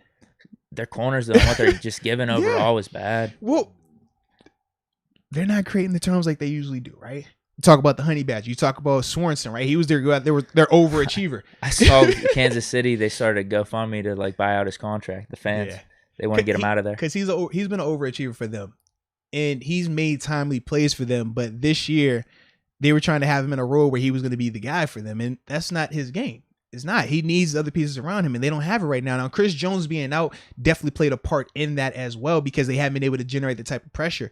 But as a whole, I just don't see how that roster drastically improves. Like, who's walking in that door is going to make them better? I don't know. You're right. You see what I'm saying? You're right. It's Mahomes. I think they'll get to, at least 9-8 or, 10-7 or something like that to get in the playoffs. I don't think 9 wins get you in. I think you're going to need 10. I think. So you don't think they do? I don't think they do, bro. Because think about this, It's going to be close. I mean, it's going to be close for them now. They put themselves in a hole. Do you see them beating the Chargers? Yeah, I think they could. That's the thing. I see that as a 50-50 game. See, I personally don't. The Raiders have already shown that they can play with them last year. Yeah. The Raiders are going to have to play them twice. That's why I keep saying the Raiders have a tougher part of their schedule. But if you think Kansas City's that down, those might be easier games for the Raiders. Not going to be easy, but not as hard as we thought a couple weeks ago. And my thing is this. I mean, we talk about the Raiders having easier opponents, but let's talk about the storm that they've been enduring these past couple weeks, losing their head coach. Sure. That's not that. If anything, that makes me more confident in them. Right. Darren Waller was out too this week. You see what I'm saying? Like, on paper, sure. But when you talk about what they've endured, man, I can't even say. Actually, I was going to say I can't say firsthand when you're dealing with the media storm. Not because we never lost the coach, but what we dealt with that national anthem situation that season was absolute. We won 13-3. Exactly. The one thing that I can tell you that the Raiders are doing right now, the same thing we said, just win. If we win, it'll cure it all. I promise you. Because it was days you go on that offense and you're not talking to people. It's days where guys are about to go to blows. And you're like, yo, just win. If we just win, we'll be fine. Just win. I promise you, man. It was that vibe, though. You got to deal with it.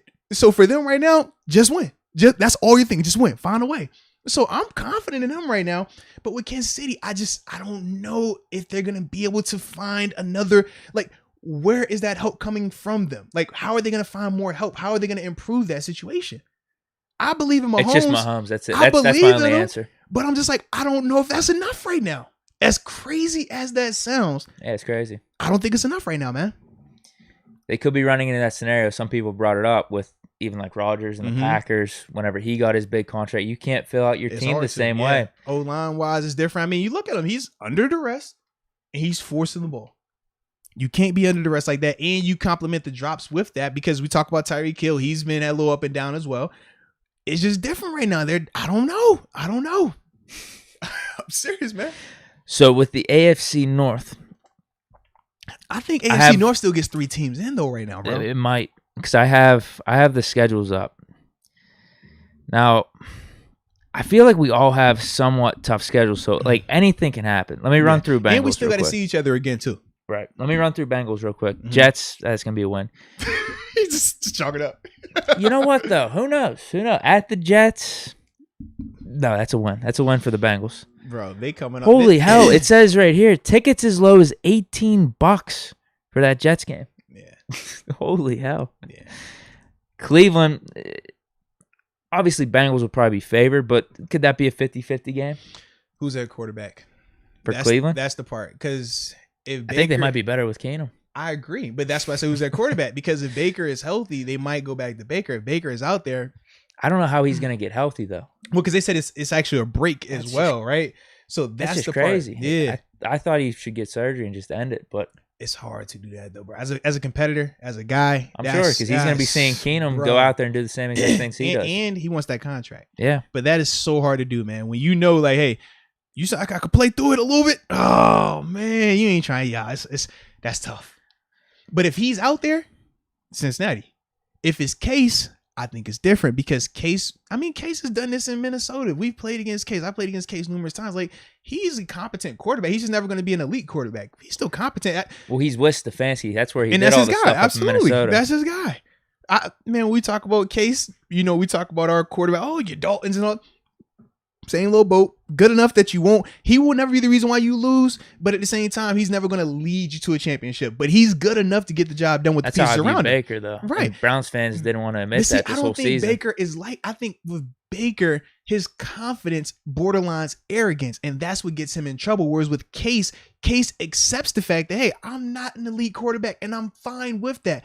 Baker doesn't accept that, and that's why for me, when I look at Baker, I'm like, Baker, if you just chill and understand, play through the offense, same way you see Dak. Now, Dak is definitely improving. No. But Dak is a guy. Dak is a guy. But if you look at the numbers, how many times Dak throwing the ball a game? I haven't checked. It wasn't like last year. No. Well, Zeke's doing good. He's back. Exactly. Yeah. So, once again, you minimize it. Now that can really show. Now it can really be looking like it's supposed to look. Baker hasn't bought into that all the way just yet. Baker still wants to be the guy. He wants to show that I can throw it 40 times and win. That's not his game. And until he understands that, he's always going to have that issue.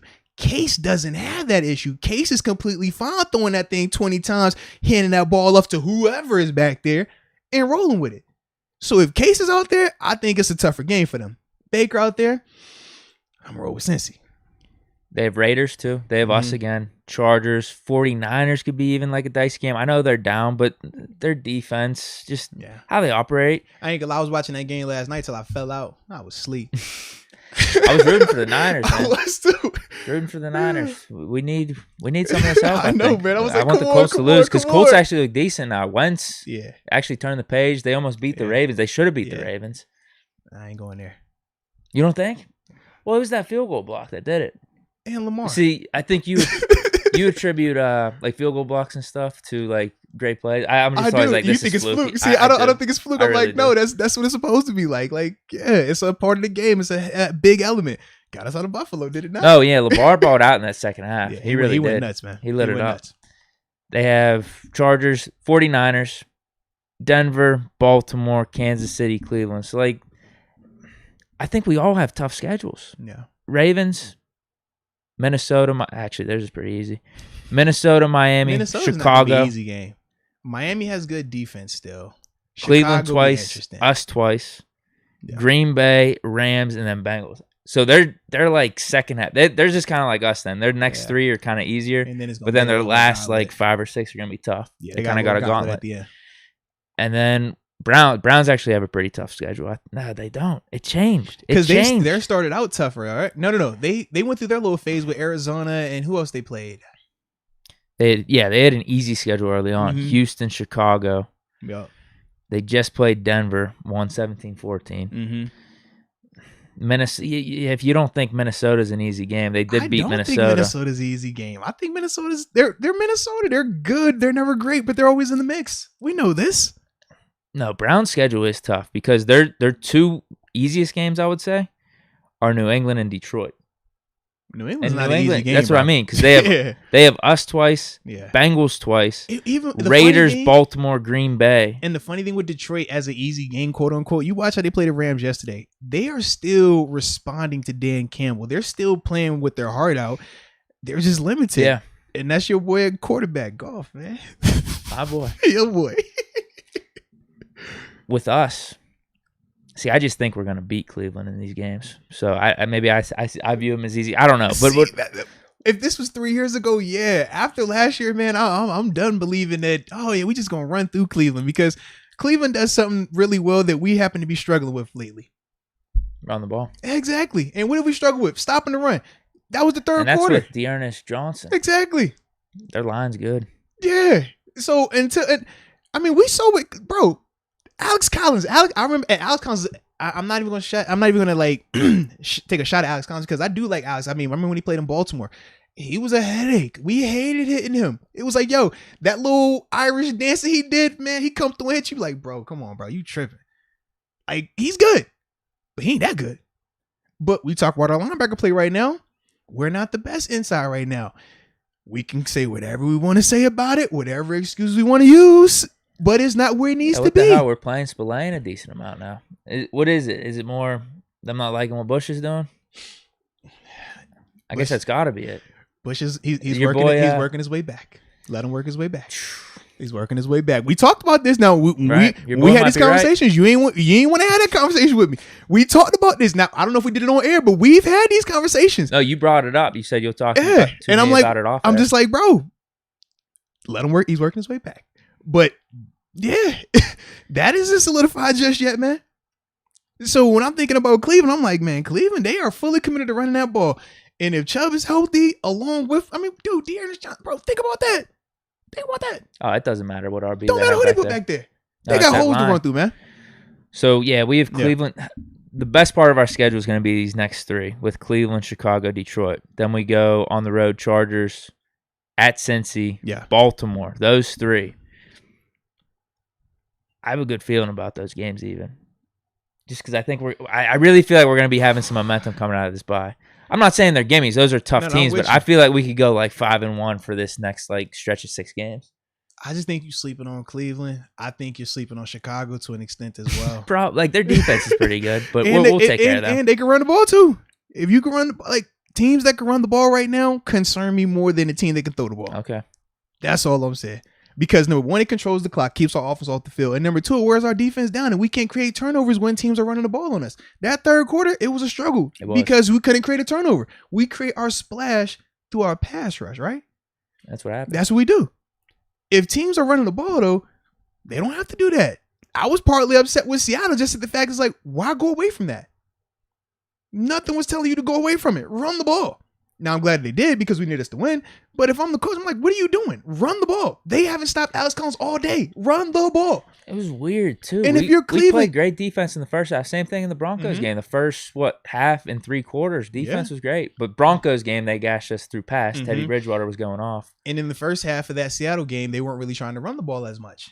They would still try to protect it, and then let Geno take a shot here or there. Because they did get a run off or two, and you're right. They kind of stopped. They wouldn't do it. You're right. Yeah, and I see the comments about Bush being bad. Listen, when you miss as much time as he's missed, we talked about doing training camp. I remember people, hey, man, he don't need to be out there. He's good. He don't need to play, he's good. This is what we're talking about. You can't get better at football without playing football. Everybody pulled up the play of him overrunning the Alex Collins run where Alex, cuts back and says, oh, man, what's this with Bush?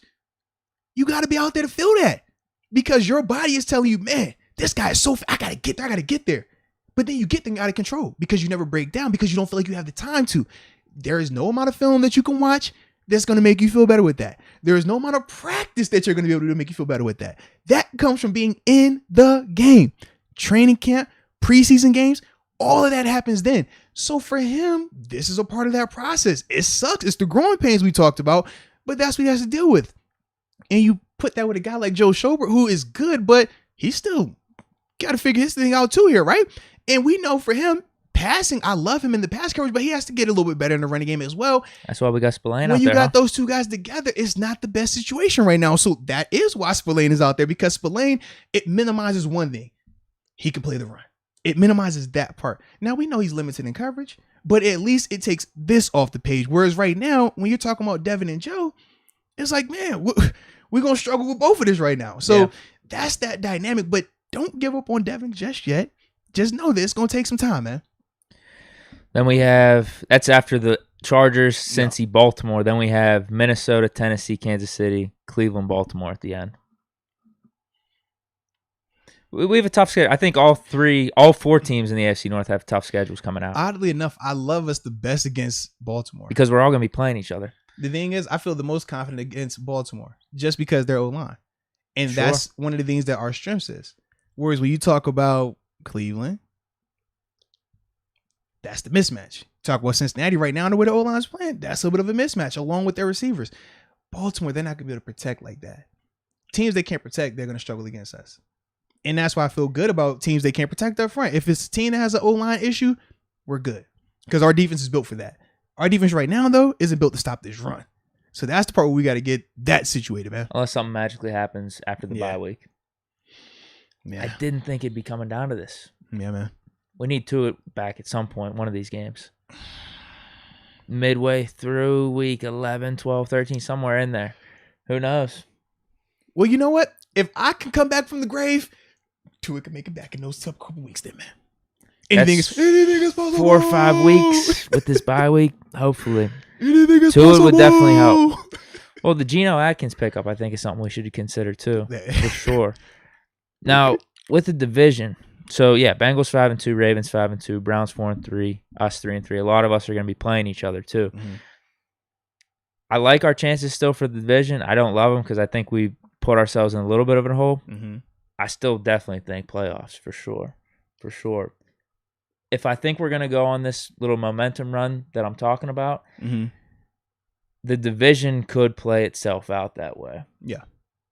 Where if we're like 8-4, 9-4. Biggest thing is we're going to need to split. We can't get swept by any of these teams in terms of the division. Because right now we've only played, Cincinnati. That's it. Yeah, we got 5 more. We have to, you can't get swept by any of these teams. That's going to be the rule number 1. Now from there, like I said, for me, I feel the best against Baltimore. I don't like us a lot versus Cincy right now. And Sunday is going to be interesting just depending on what defense shows up in terms of stopping the run. If we're missing tackles like we've been missing and we're not filling these run holes where we're supposed to run, where they're supposed to fit on defense, that's going to be a long game for us. That's my only concern with that. But is it fixable? Yes. Throughout the bye week, can they improve that? Sure. But we know the 2 guys that it's going to really depend upon, and that's Devin and Joe. Spillane's going to get his opportunities, but it really depends on Devin and Joe in terms of solidifying that run defense. If they get that part, I feel a lot better about us going forward. He looked awesome in that Bills game, too. He did. Bush going sideline to sideline He like did, that. But was Buffalo really trying to run the ball like that either? And that's the difference. Carries or something like that, not even. We haven't really faced teams that are really committed to running the ball, and when we have, we've struggled. That's the difference right now, man. For me, I just want to make the playoffs. Yeah. Division, it'd be cool. It's like a little side bonus for us. That's what I mean. If we just keep winning games, we got momentum. I think the division's going to play itself out. Yeah. And we could be speaking for ourselves from that standpoint. Because I don't know. Who knows what happens with the Bengals, Ravens, Browns. Because they got tough games going forward, too. 100% they do, man. 100% they could lose momentum. It's just a long season. And they still got to play each other again. There's a lot that's got to go on. So that's the thing. Like, we're still very much in the thick of it. And that's why we talk about assets and trades and things like that while we are in that conversation. Because we are still, as bad as it's been, we're 2 games back right now? Think about that. From the division? Yeah. I don't know how you want to phrase that. They have 2 losses, though. We have 3, if you want to spin it that way. Or I was just talking about overall wins, right? Because they're at 5, we're at 3. Sure. That's how it's like either way, we're still very much. We just had the bye. They haven't had the bye yet. And we still have to face all those teams. So we're very much in this thing. That's the beauty of it, though, man. That's the thing. If either the Bengals or Ravens lose a game in the next changes 3 everything. weeks, exactly, they're 5-3. I don't know when their buys are exactly. We could be 5-3, and the only reason that the Bengals are ahead of us is just due to the tiebreaker. That's it. And we play them. I think. When did I say we play them? We play them in like 5 or 6 weeks. So we can take care of it right there. We literally control our destiny right now. Sure. As bad as it was those first 6 games, we control our destiny. We're still very much in the thick of this thing. So that's why Sunday is important. But we got to stop that run.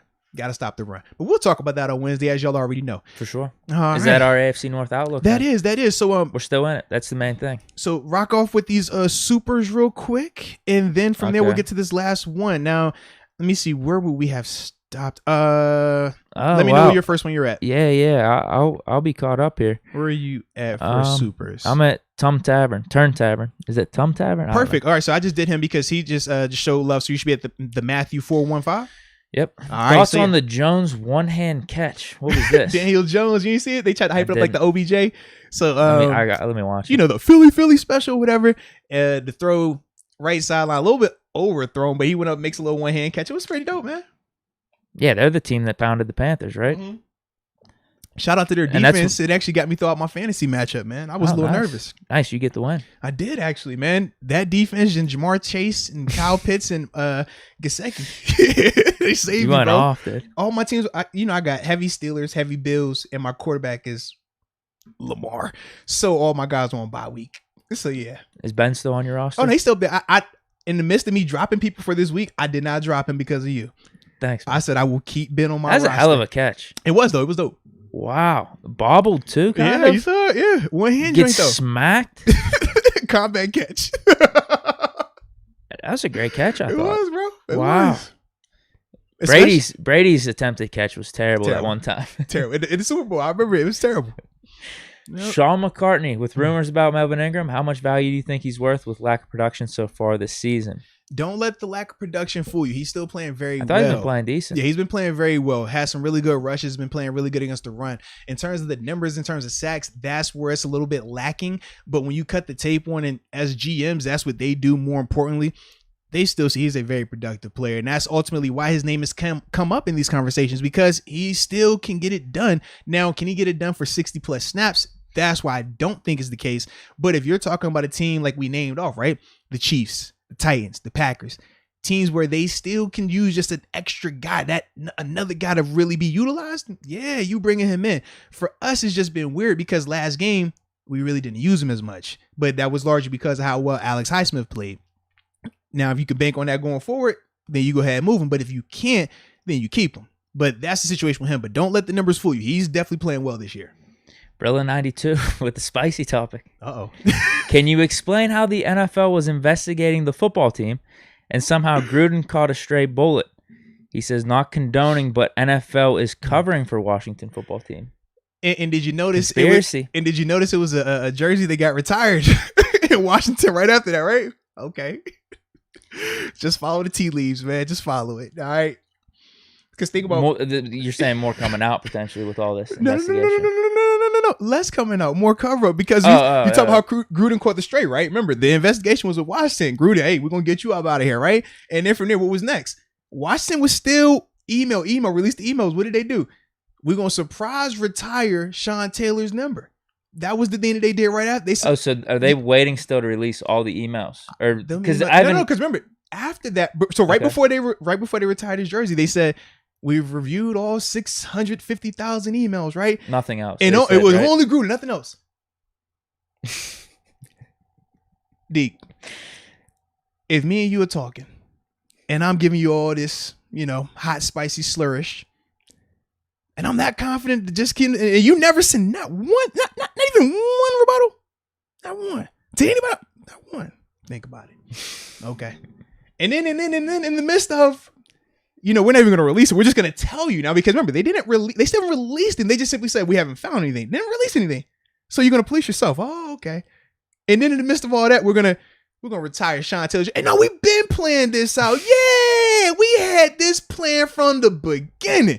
We just decided to tell on Thursday for this Sunday 1 o'clock kickoff, but we've been had this planned out. Yeah, play it. Yeah. Okay. And then Mahomes' little bro caught the straight because he dancing on it. But I'm like, oh, don't put it on Mahomes, brother. No. When you look at this 50 people standing right there in the gate of there. Oh, but no, this was planned out. I didn't see it. Come on. No, bro. No, I didn't watch the vid. I didn't see there was extra people around and stuff. I saw he was in the ropes, right? It's 50 people. That's like we want y'all to stand here. So you mean to tell me that's so sacred that you're retiring it? You've had this planned out. But you didn't know the Chiefs were coming into town, and that's where y'all told the family to stand at? Okay. But like I said, if you believe it, you want to, I stay away from it because I already know what it is. I already stay away from it because we ain't got to do that. That's why I stay away from it. But I'm just like, bro, if you really read it, come on, man. It don't take rocket science, baby. We research. You ain't got to research that much. Then they hit you with the, oh, yeah, I'm sorry that, it came out like that. That wasn't the plan. We want to do a little better. If we offended anybody, hurt anybody's feelings, we ain't know y'all want to support them like that. Oh, okay. All right. y'all ain't know that people wanted to support Sean Taylor getting his number retired. Oh, okay. All right. If you say so. Continue. I got you. Yeah. Michael Patrick McCracken. Ravens have won 2 games. I agree with him on this, actually. Mm-hmm. Ravens have won 2 games they absolutely should not have won. They should have lost. Mm-hmm. They could be easily 3-4. Welcome back, Moats. Glad you're back. Deke filled it in with some Madden. Shout out, man. Man, the homie held us down, man. The homie definitely held us down, man. I'm with them on that. Ravens have gotten some breaks, gotten lucky, but at the end of the day, Ravens are still a good team. So their record could be a little bit worse. And people could easily be saying the same thing about us, right? If you say the same thing about the Bengals, they could have won the Packers game. It's exactly. It plays out that way. I'm rooting for our division to get the bad breaks, but sometimes it doesn't play out that way. It happens like that. I'm with them on that. Yeah. Madden, though. Yeah, I got the Vic card, dude. I know that when I saw you post about the Vic card and I saw you bring it, I was like, yo, this is going to be awesome. I got the Vic card. They dropped the Matthew Wright kicker, dude.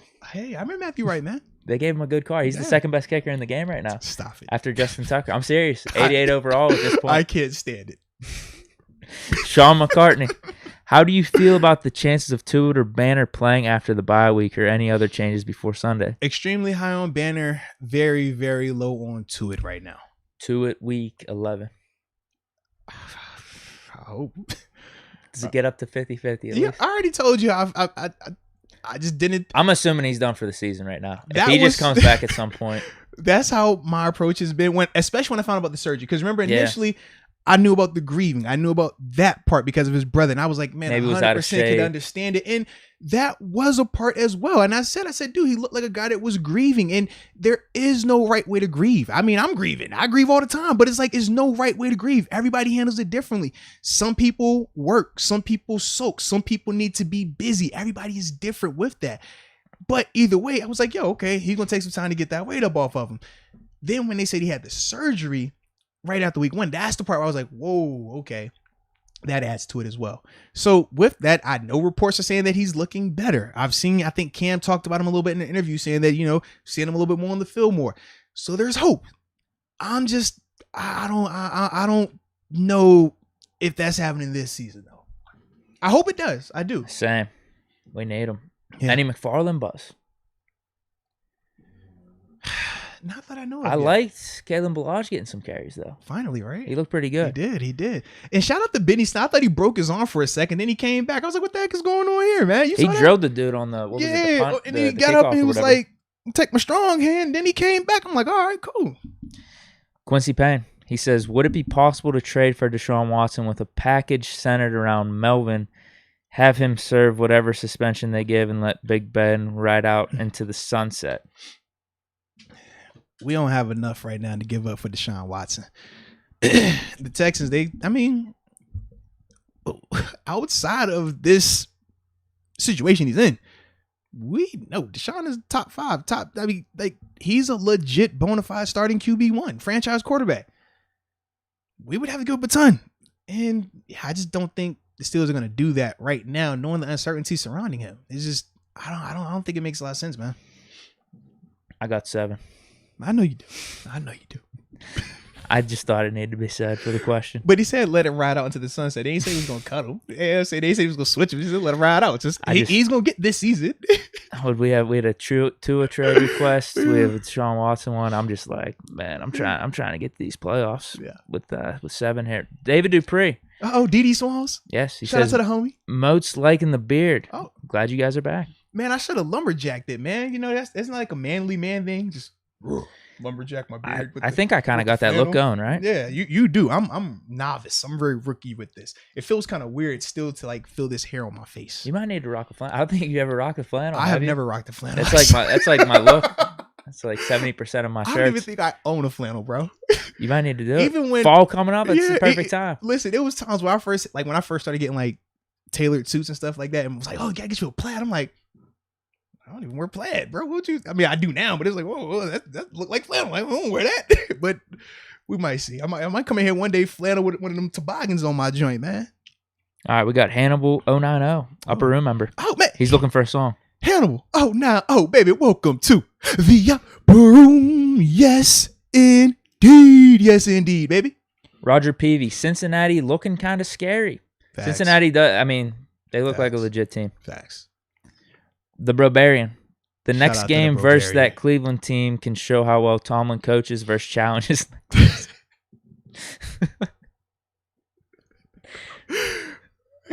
I don't know. I mean, I think Tomlin's a good coach. I saw people try to say it was the third quarter was on Tomlin. I'm like, bro, and that's the other. I'm like, no, that wasn't on Tomlin. That's when them dudes not tackling out there, man, not stopping the run, bro. So many missed tackles in that bro. game. I'm like, every single run that got sprung off, a guy was in position to make the play. That's not scheme.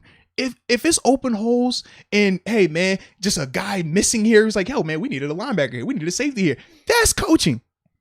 Them dudes missing tackle, that's not on coaching. No, heck no. And I can tell you for a fact, them boys hit every single day. Not every single day, but in training camp, 85-90% of the time they hitting. No. We ain't putting that on Coach T, baby. No. Them boys got to play better. Yeah, I don't think this Cleveland game for me changes my opinion on Tomlin. He's been year in, year out a top 5 coach in the NFL, and that's what I still think he is. I don't think that changes. They was trying to send that boy to LSU. I was like, come on, man. Y'all got to stop this, man. I know you saw that, right? In the midst of me on my bed. They was like, send him to LSU. He's going to LSU. I'm like, bro, what are we doing? Am I wrong on hearing potentially USC? I saw that too, yeah. LSU or USC. I saw it. Yeah, I saw it. I said, I gotta stop this, man. That's what I was thinking. And they said, can he even get it done there? Can he get it done there? Can he recruit? Listen here. You notice how all of us that played for him absolutely love him, will run through a wall. What do you think recruiting is? It's selling you a dream. It's making you buy into something. He could do that with no problem, baby. Zero problem. Yeah, I think he would do fine. Yes, absolutely, man. Assam Ahmad.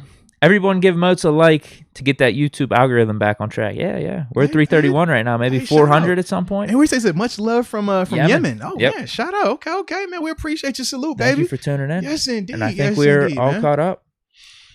All right. That's it for the comments. I like it there, man. All right. So, last topic. I think we're good. Yeah. Yeah, because we're good on the AFC North, right? Yeah, last topic, man. Hey, we're rolling how you are, man. You're the one. I'd go 4 hours right now. I know you would. And funny thing is this, part of me, this is why I'm in trouble, right? Because I'm like, yo, I still feel good right now. We could keep going. But I'm like, you know what? We're going to get to this last topic. And I don't think there's much more to talk about. Because I got to take it easy. We got to talk about your future QB1. But other than that, man, I'm like, I got to take it easy. It's first day back. If I blow my load in warm-ups, then what am I going to do the rest of the week? You know what I'm saying? I'm still trying to make sure we can survive this thing. Yeah, exactly. All right? Yeah, we still got the preview coming up. Yeah. So we're going to talk a little Kenny Pickett. Potential QB weapon is still. I mean, because he is a legit Heisman hopeful. Now, I know you always went from plus 2,000 out to plus 1,200, so he's like top 3 or 4. You already said it, man. Hey, if you didn't get that money in ahead of time, baby, it's too late. You couldn't wait till after the Clemson game. You probably should have put more on. You tried to tell them. 20. You said a $20 bet. We know what that's going to pay out, baby. You tried to tell them. They weren't listening. Okay. I'm pissed I didn't put something on like mid-season or even before the season. Like even just a $20 That's because you ain't believe it. That boy Deke was trying to sell us on Kenny Pickett. He ain't even believe it. Hey, I mean, yeah, he's exceeded expectations. You ain't believe it. None of us did. Yeah, I guess it wasn't on my radar. None of us did. Even when you were talking about Pitt, you weren't talking about Kenny Pickett early. I mean, but you were first on the train though. I will say that. You were the first one on the Heisman train. I pretty much watched every game. I mean, there was one. I think the Tennessee game I was golfing, but yeah, I'll support Pitt. Trust me. In the past, I'm not going to act like I'm this perfect Pitt fan out here. Yeah. Trust me. Whenever we were 3-0, 4-0 last year, watched every game. Then we lost 1 or 2. Kenny Pickett gets hurt. I don't think I watched a game at the end of the season. You're more of a Pitt fan than you are a Pirates fan. Yeah, definitely. I would say that 100%. I would definitely say that, and that speaks a lot because you were committed to the Pirates. You were committed. I was watching those highlights. I think I'm done with that, man. I'm done with that. Hey, you already know, man. We're gonna go from this to hockey because these are winners. We stick with the winners. That's what we do, man. Yeah, Pens look good. I don't know if I'm gonna do my Pens reacts this year either. I don't know. See, I want to get more involved, but at the same time, I have to listen to my family when they say, hey, don't be doing too much. You got to take it easy. So as much as I want to dive back into it like that, man, on opening night, I was so hyped watching them down there. Now, granted, it didn't go as well. And I know people were hating on the broadcast. I'm like, bro, ESPN gives it that big game feel. Don't play. It's different. Steve Levy. It's different watching on ESPN versus watching on NBC Sport. I'm just throwing it out there. Oh, the AT&T network. It's a little different. That's all I'm gonna say. It's cool. It get a little feel to that thing. You know what I mean? It's a little different. I like that. I guess I was on the verge of I was gonna record then, and I was like, nah, I better chill.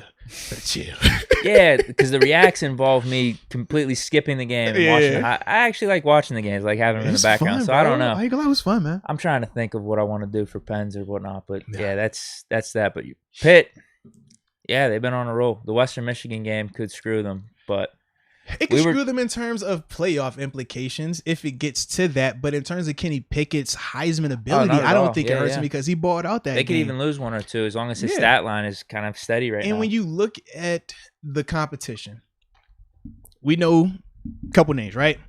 Obviously, you got Bryce Young, Matt Carroll. Bryce Young, the quarterback at Alabama. Matt Carroll, the quarterback at Ole Miss. We know those two guys. They're, I want to say betting wise, they're the front runners. They are. Now, the thing that's interesting is this. Bryce, at first, I wasn't all the way sold on him. Now he's improving, but also he plays at Bama. That helps out a ton. Matt Carroll has been good as advertised. He's going to have the numbers, and I think that's not going to change. Now, for him, it's more, can he just stay healthy? Because I know he was dealing with a little bit of the injury situation going into this past week. But outside of that, it's not far-fetched to believe that a guy can win the Heisman without being in the college football playoff or without it's happened before. Lamar Jackson did it. He's the most recent one. Johnny Manziel has done it as well. So it is very much still a possibility that Kenny Pickett could win the Heisman. Yeah, 9th in yards, 4th in touchdowns, 2nd in picks. He only has 1 interception. 3rd in QBR, 88.1. And then he got that big win against Clemson, which... 300 yards, 2 touchdowns. That's nothing to sneeze at. Clemson's still a pretty good defense. No, absolutely. Like, a big Clemson game. Limited offensively. And it's funny because, with another Heisman hopeful, right? DJ, he was supposed to be another guy, right? They benched that boy at one point. And I said, they did. They brought him back. They did. But it's not all him either, though. We saw he had some drops, too. That's definitely been an issue. Oh, yeah. Yeah, the one could have been a touchdown. Bro, like what? Wide open. Yeah. Excuse me. So I know that's been going on with him. And then who was the other guy? I'm drawing a blank on him. He was another Heisman front runner. He's stinking it up, too, right now. You talking about down in Oklahoma? Rattler? Yeah, that's what No. Honestly, they're saying the backup has good. A chance if he keeps on doing this. Which I can't stand that. I understand. He missed 4 games. Yes. But it's the hype, and that's the part that I don't like, because to me, how can a guy that hasn't played those first 4 weeks now all of a sudden could be in this Heisman conversation compared to a guy like Kenny who's been doing it the whole time? That's my only issue with that. But Caleb has looked good, but they struggle versus Kansas. What are we talking about, bro? They did, bro. If it wasn't for him making a play that I've never seen in my life before, in terms of him taking the ball from his running back while his running back is getting knocked backwards and then getting the first down, they lose that game. Like, let's be real about it. It's nuts, but he has looked good. But to me, I just don't feel like he's played enough this season to really be in that conversation. That's the only part I don't like about the whole Heisman hype stuff, because that's what that is. I'm like, yo, you're not going to tell me a guy that's played 2 games now is in that conversation with Kenny, Bryce, or Matt. I just don't see it. No. I mean, yeah, Kenny even blows out Matt in terms of the stats. Like, he has 15 touchdowns, 1 pick. He's got the rushing yards. Kenny's got some rushing yards, though, too. He's got, 3 rushing touchdowns. The only thing the reason why I slightly give Matt the nod is because SEC. That's it.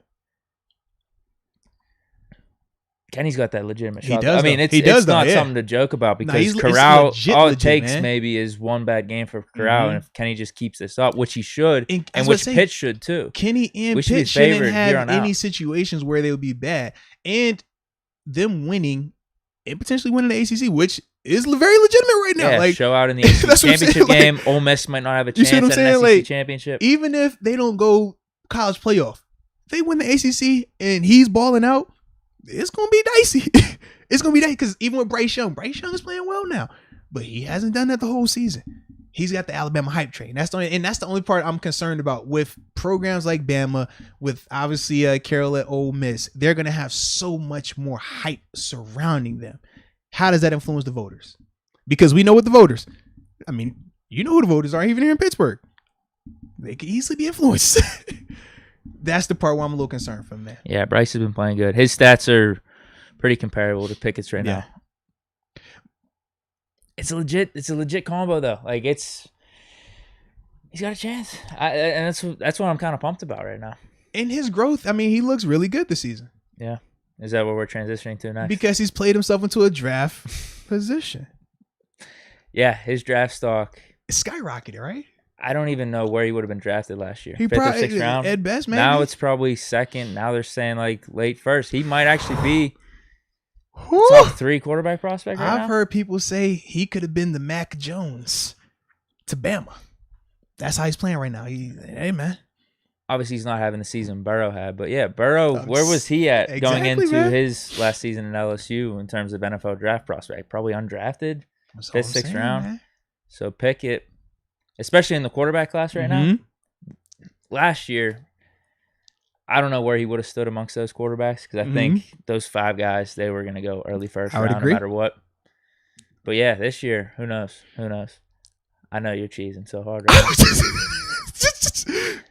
I'm recovering. I'm just happy to be here. I'm just happy to be here. Who would have thought Pickett's greatness this year? Just happy to be here. So do you like him over Haskins? Because I'm not going to rip on Pickett. Would you like Kenny Pickett over Dwayne Haskins? Based on what we've seen so far. You're trying to word this all nice and get good questions. Asking. No, it's a fair question. You know? Because that's a guy that potentially is waiting in the wings, right? Dwayne Haskins. Would you take a Kenny Pickett? That's worth a competition. Okay. That's worth a competition for sure. How do you feel about him versus Mason Rudolph? Because I think it's the same thing, competition. Because I've seen people, especially locally, they say they take Kenny Pickett over Mason 100% right now. I don't really have a big rebuttal to that because I don't think Mason or Haskins has proved to be this guy we should be waiting on. They're technically the guys that are waiting in the wing right now. Right, that's what I mean. It's worth the competition. I don't think if you – all right, so let me just throw this scenario out here. I want Ben Roethlisberger to be the Steelers quarterback 2022. Forever. We got you. Not even 2022. Sure. Forever. Sure. Forever. So this whole us drafting Pickett, the only way that happens if Ben decides, and he decides, not that we run him out because I'm going to be pissed about that. But if Ben says, hey, man, you know, it's been a good run. I want to retire. I want to play some golf, spend some time with the family. And our quarterbacks on the roster heading into next year's draft are Mason Rudolph and Dwayne Haskins, I guess, right? Yeah. Then I think it's a conversation. I think it's a conversation to have. I don't know if it's something that you just – I mean, if you're drafting – Are you sold on him, though? Pickett as like a pro QB1, prospect? Yeah. As a pro prospect? Because I think it's a difference between a guy having a great season. I don't know if I'm sold on any of these guys for pro prospects. Right, because I think that's the difference, right? We talk about a guy having a really good season versus a guy being a pro prospect. Tim Tebow was one of the best college quarterbacks you will ever see. But we know him as a pro. What? One playoff win? I had to do it. I'm sorry. I'm sorry. I had to do it. But as a pro, it wasn't the same, right? And we can go down the list, whether it's Manziel, whether it's Sam Bradford, whether any of these quarterbacks. I think Manziel screwed him. I thought he could actually been decent. He screwed himself. Whatever it was. Yeah. It didn't. If anything, Kenny Pickett comps to Manziel kind of good, I think. You think so? I think Manziel had a little more electric. He had way more speed. Way more speed. But in terms of arm, it doesn't look like Pickett has like the greatest arm talent of all time, but I didn't think Manziel did either. And I'll say this: I think Pickett is more mobile than I thought. Watching him watching that Clemson game, he definitely moved better than I thought he moved. I didn't know he could do that, especially in that second half. Some of the yard, like the first time he picked up, he clutched up.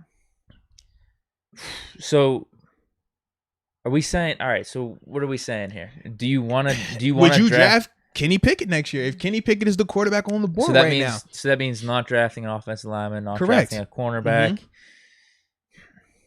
I mean, if we drafted him, I think it should be a competition. I don't think it's something you just give to him. But then that's the question: why are we drafting someone in the first round? If you think it's a competition, right? For a competition, because if you're doing that, you're basically gonna make that dude the guy, whether it's that season or going forward. Because I'm even looking back to like the Raiders, they draft Derek Carr in the second round. Or how many times have you seen it when you draft a guy first, second round? You let them wait a few games. You let them wait that season, but you're trying to have them be the guy for the future. Right. Because if that's not the case, it's basically a wasted draft pick. I would agree. I don't know, dude. I think it's so early with this stuff. It's so early. You think so, though? I do. Because, dude, we have so much left in the season. No, I understand we have a lot left in the season. 100% we do. But in the sense of outside of Deke, people do think that quarterback could be something that the Steelers are going to be looking to address this offseason, whether it's through free agency or through the draft. And that naturally might be the case because Ben is 39 years old. He might want to retire. That could be the case, but I could see a scenario. Like in my mind, I'm seeing the scenario of we go on this run. Offensive line looks better. Okay. Offensive line looks better. Now you don't have to draft O lineman. Yeah. Offensive line looks better. We go on a playoff run. Hopefully a Super Bowl. Yeah. It's like, why not have Ben back? If he's healthy and wants to come back and offensive line's improving, our talent on offense is pretty much going to stay the same. I'd rather have him back there. I mean, I know you do. That's what I know you do. So that's like my mindset in terms of thinking, do we even draft pick it? But outside of that, let's just say Because I know people bring up the hip now. I mean, you see him, but I thought he had grew a little bit. I was like, but that thing thick. That was the pad. Oh, why ain't no way having to say him over there? What that thing with pop pop? Thought you from the South all of a sudden. But even the scenario of what do our corners look like? What does our offensive line look like? It's just so early for me. I'm not. I get it. I get it. I just because it's legitimate now. I mean, like it's a legitimate. Yeah. It's a legitimate. I get it. It's a legitimate conversation to be talking about addressing a future quarterback, and especially when you talk about the other quarterbacks that were supposed to be the guys coming out. Right? Was it Howell at UNC? He sucks. Willis over at Liberty. Right? We talked about certain guys. What happened to him? He's fallen off a little bit. Exactly. That's it. But now you get the emergence of a Kenny Pickett, and it's like, okay, well, those were the two guys that were supposed to be the front runners, right? We talked about Spencer Rattler. He was this guy who was supposed to be a good quarterback, right? That's the one thing that's crazy to me with all this is like Mel Kiper, I think, had him as the number one quarterback prospect, and now he's like 30th. Yes. He's obviously he hasn't played good this year, but it's just hilarious how your thought on him as a quarterback prospect can change that mess. Like, what changed? What really changed with him? Maybe he's making some worse decisions, but as a quarterback decision making isn't good. For him to go for your number one guy to 30th? But this is my thing. His decision making isn't good. It's not. And that quarterback, especially at the NFL, at college, you can get away with it. College, you could turn the ball because, the talent gap is just so great at times. You could turn the ball and we'll still find a way to win. At the NFL, every possession matters. Every possession matters. We know that. That's why you can't. That's why it's always important, man. We talk about 2 turnovers in the game. We're like, bro, that's a lot. You can't have 2 turnovers. That's the NFL, though. And Spencer, his decision making this season has proven that, hey, man, you're not ready for that life yet. No, that's the difference of your Sam Darnold's versus your Ben Roethlisberger's, right? When Ben is Ben, he's not turning that rock over like that. Even when he did, it was never to that extent. The quarterbacks that protect the ball, those are the guys that last. Those are the guys that become elite or really good. And the guys that turn the ball over, those are the guys that kill your franchise. So that's why, to me, when I look at Spencer and his rating dropping, I'm like, that's why. That boy, hey, man, you got to protect the rock. Got to have better decision making. And right now, he just hasn't shown that he could do that. Now, I don't know what the reason behind that is because he's still very talented, size, arm strength, all those things. But if you can't fix this part, you can't take that chance on a guy like that. Yeah, with Pickett compared to these other quarterbacks, I'll be honest with you, I don't know why he couldn't be the number one quarterback prospect right now. Like him versus Corral, I don't think that dude's that good. No, he's fine. I think he's a really good college quarterback. I don't know how a lot of people are talking about him being this amazing quarterback prospect for the next level. I don't know if I'm seeing that. I haven't watched enough of them, but just right off the bat, like, why wouldn't you take Kenny Pickett, or why isn't it a legit conversation between Kenny Pickett and like maybe the top 3 or 4 guys? But if you're the Steelers and you need a quarterback, so far with how the college football season's played out, like he's legitimately in the Heisman conversation now, top 3 quarterback. And could you deal with the fact that he's in-house? You share a facility with him. And you pass on. They already did that. I know. That's you see what I'm saying? Could you do that again? I looked at the timeline for that. Could you do it again? I looked at the timeline for that. If we take Marino, like Marino's done in like it was like 2000 or something like that. So we still can get your boy too. That's what I mean. It could have been. It could have been like how the Packers had like star. Although they didn't go from star to far. No, it was a little bit of a drop, but but like 3 quarterbacks that are goated like that. We could have had that. It was there. Have you watched that documentary, though, on the 84 draft? I did not. With Marino and Elway. Marino says in it, he's like, it was actually a really good thing for my career to go down to Miami because I had too much stuff going on in Pittsburgh to get away. No, I'm with almost like James Conner going to the Cardinals now. I think of Haskins. I told myself all the time, I was like, I was glad the 2 places I didn't go, D.C., because it was Washington at the time, right? In Carolina, I was like, it's too close to the crib. I could not be there and still be a successful player. It was just too much going on. That's real. It happens like that. Some guys, you got to get away. What I think Pickett has in his favor versus Marino is Pickett even. I don't think Pickett's from here. I don't know where he's from. Is he from PA though? Is he from around here? Somebody I was reading about where he was from too, and I totally forgot.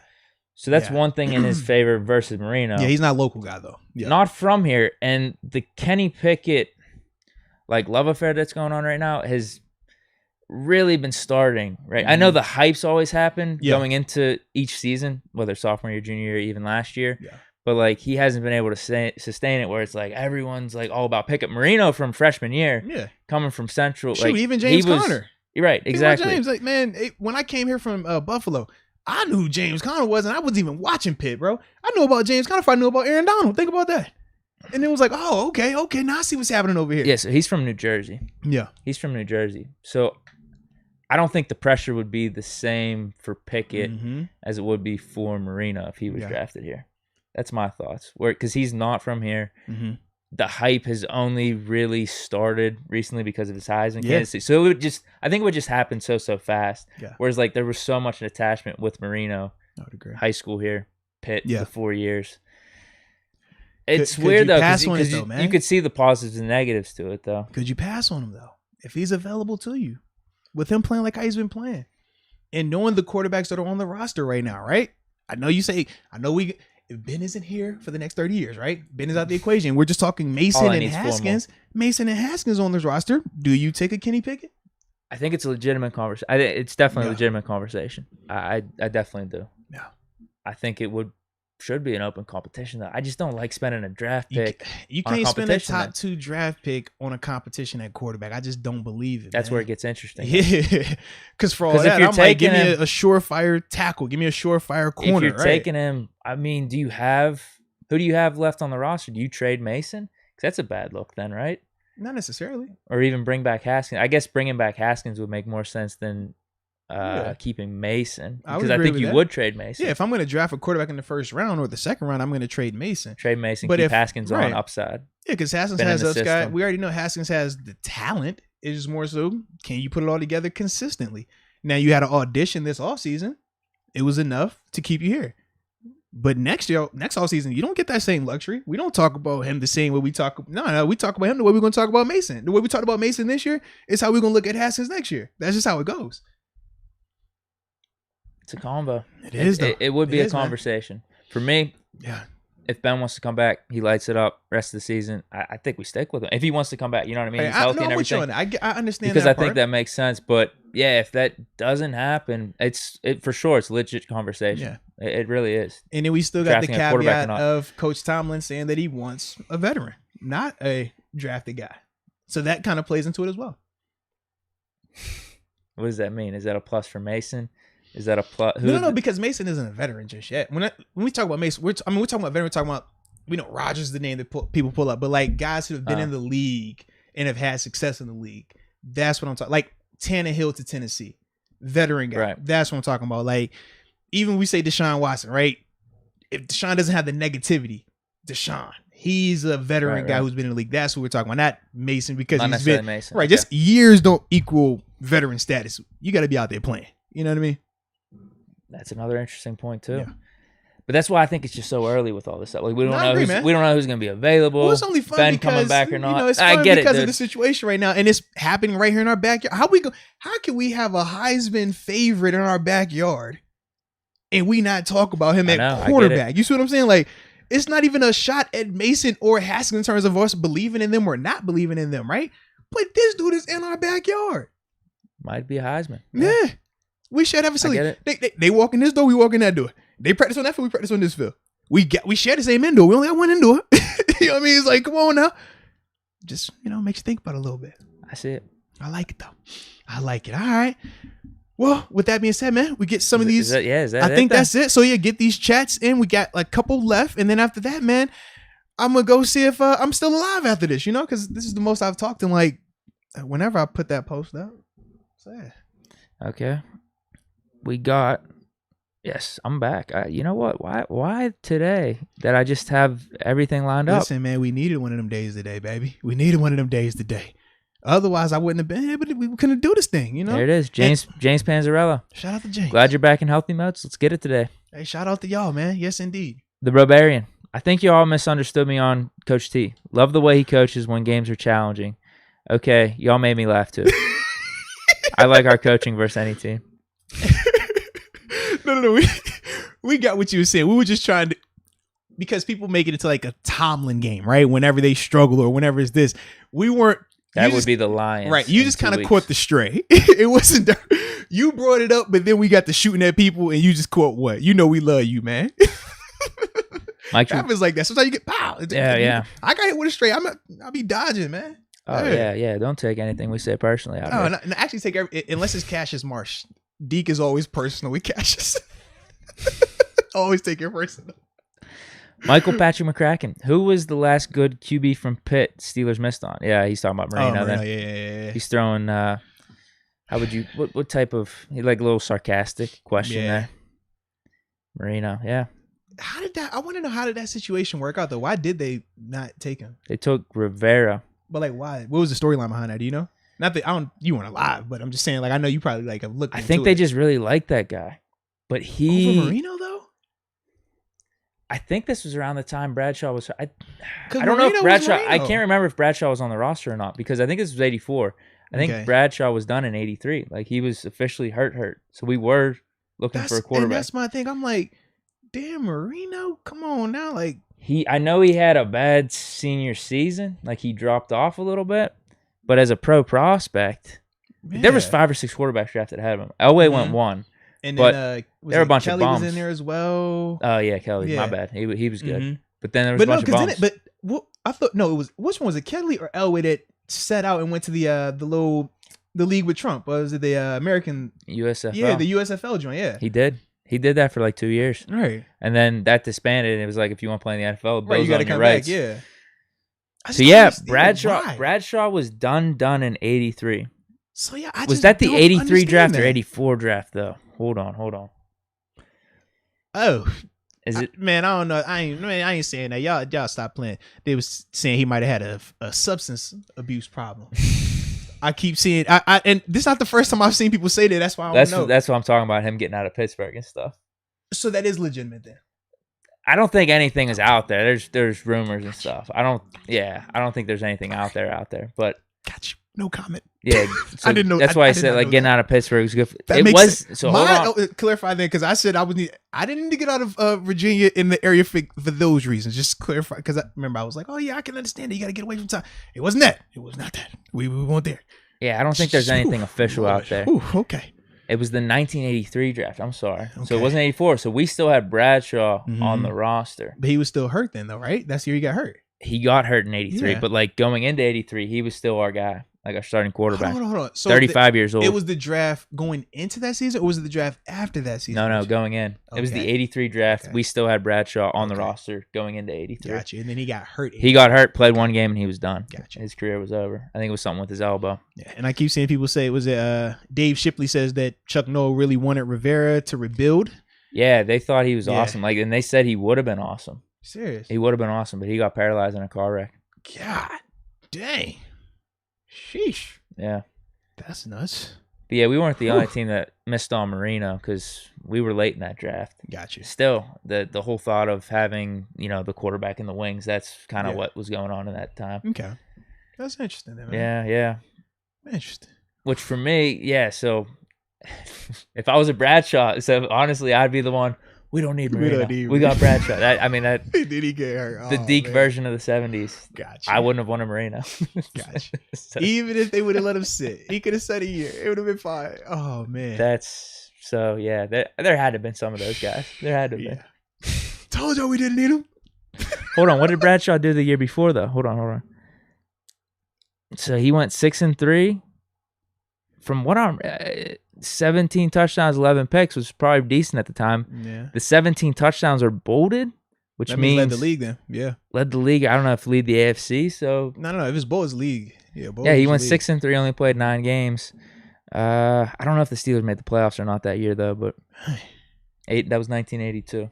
So yeah, I would have been that guy back then. I would have been like, no, we don't need Marino. I want Bradshaw back. If you factor that and then the whole off the field stuff, yeah, I can see that then. I can understand. I can understand. Yes, I can.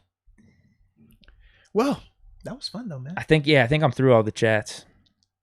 Yeah, I think we are because Michael Patrick McCracken was the last one. Shout out to my Irish brother. We went through some of the regular chats as well, man. Yeah. Good balance. Paid the bills. Talked to the sponsors.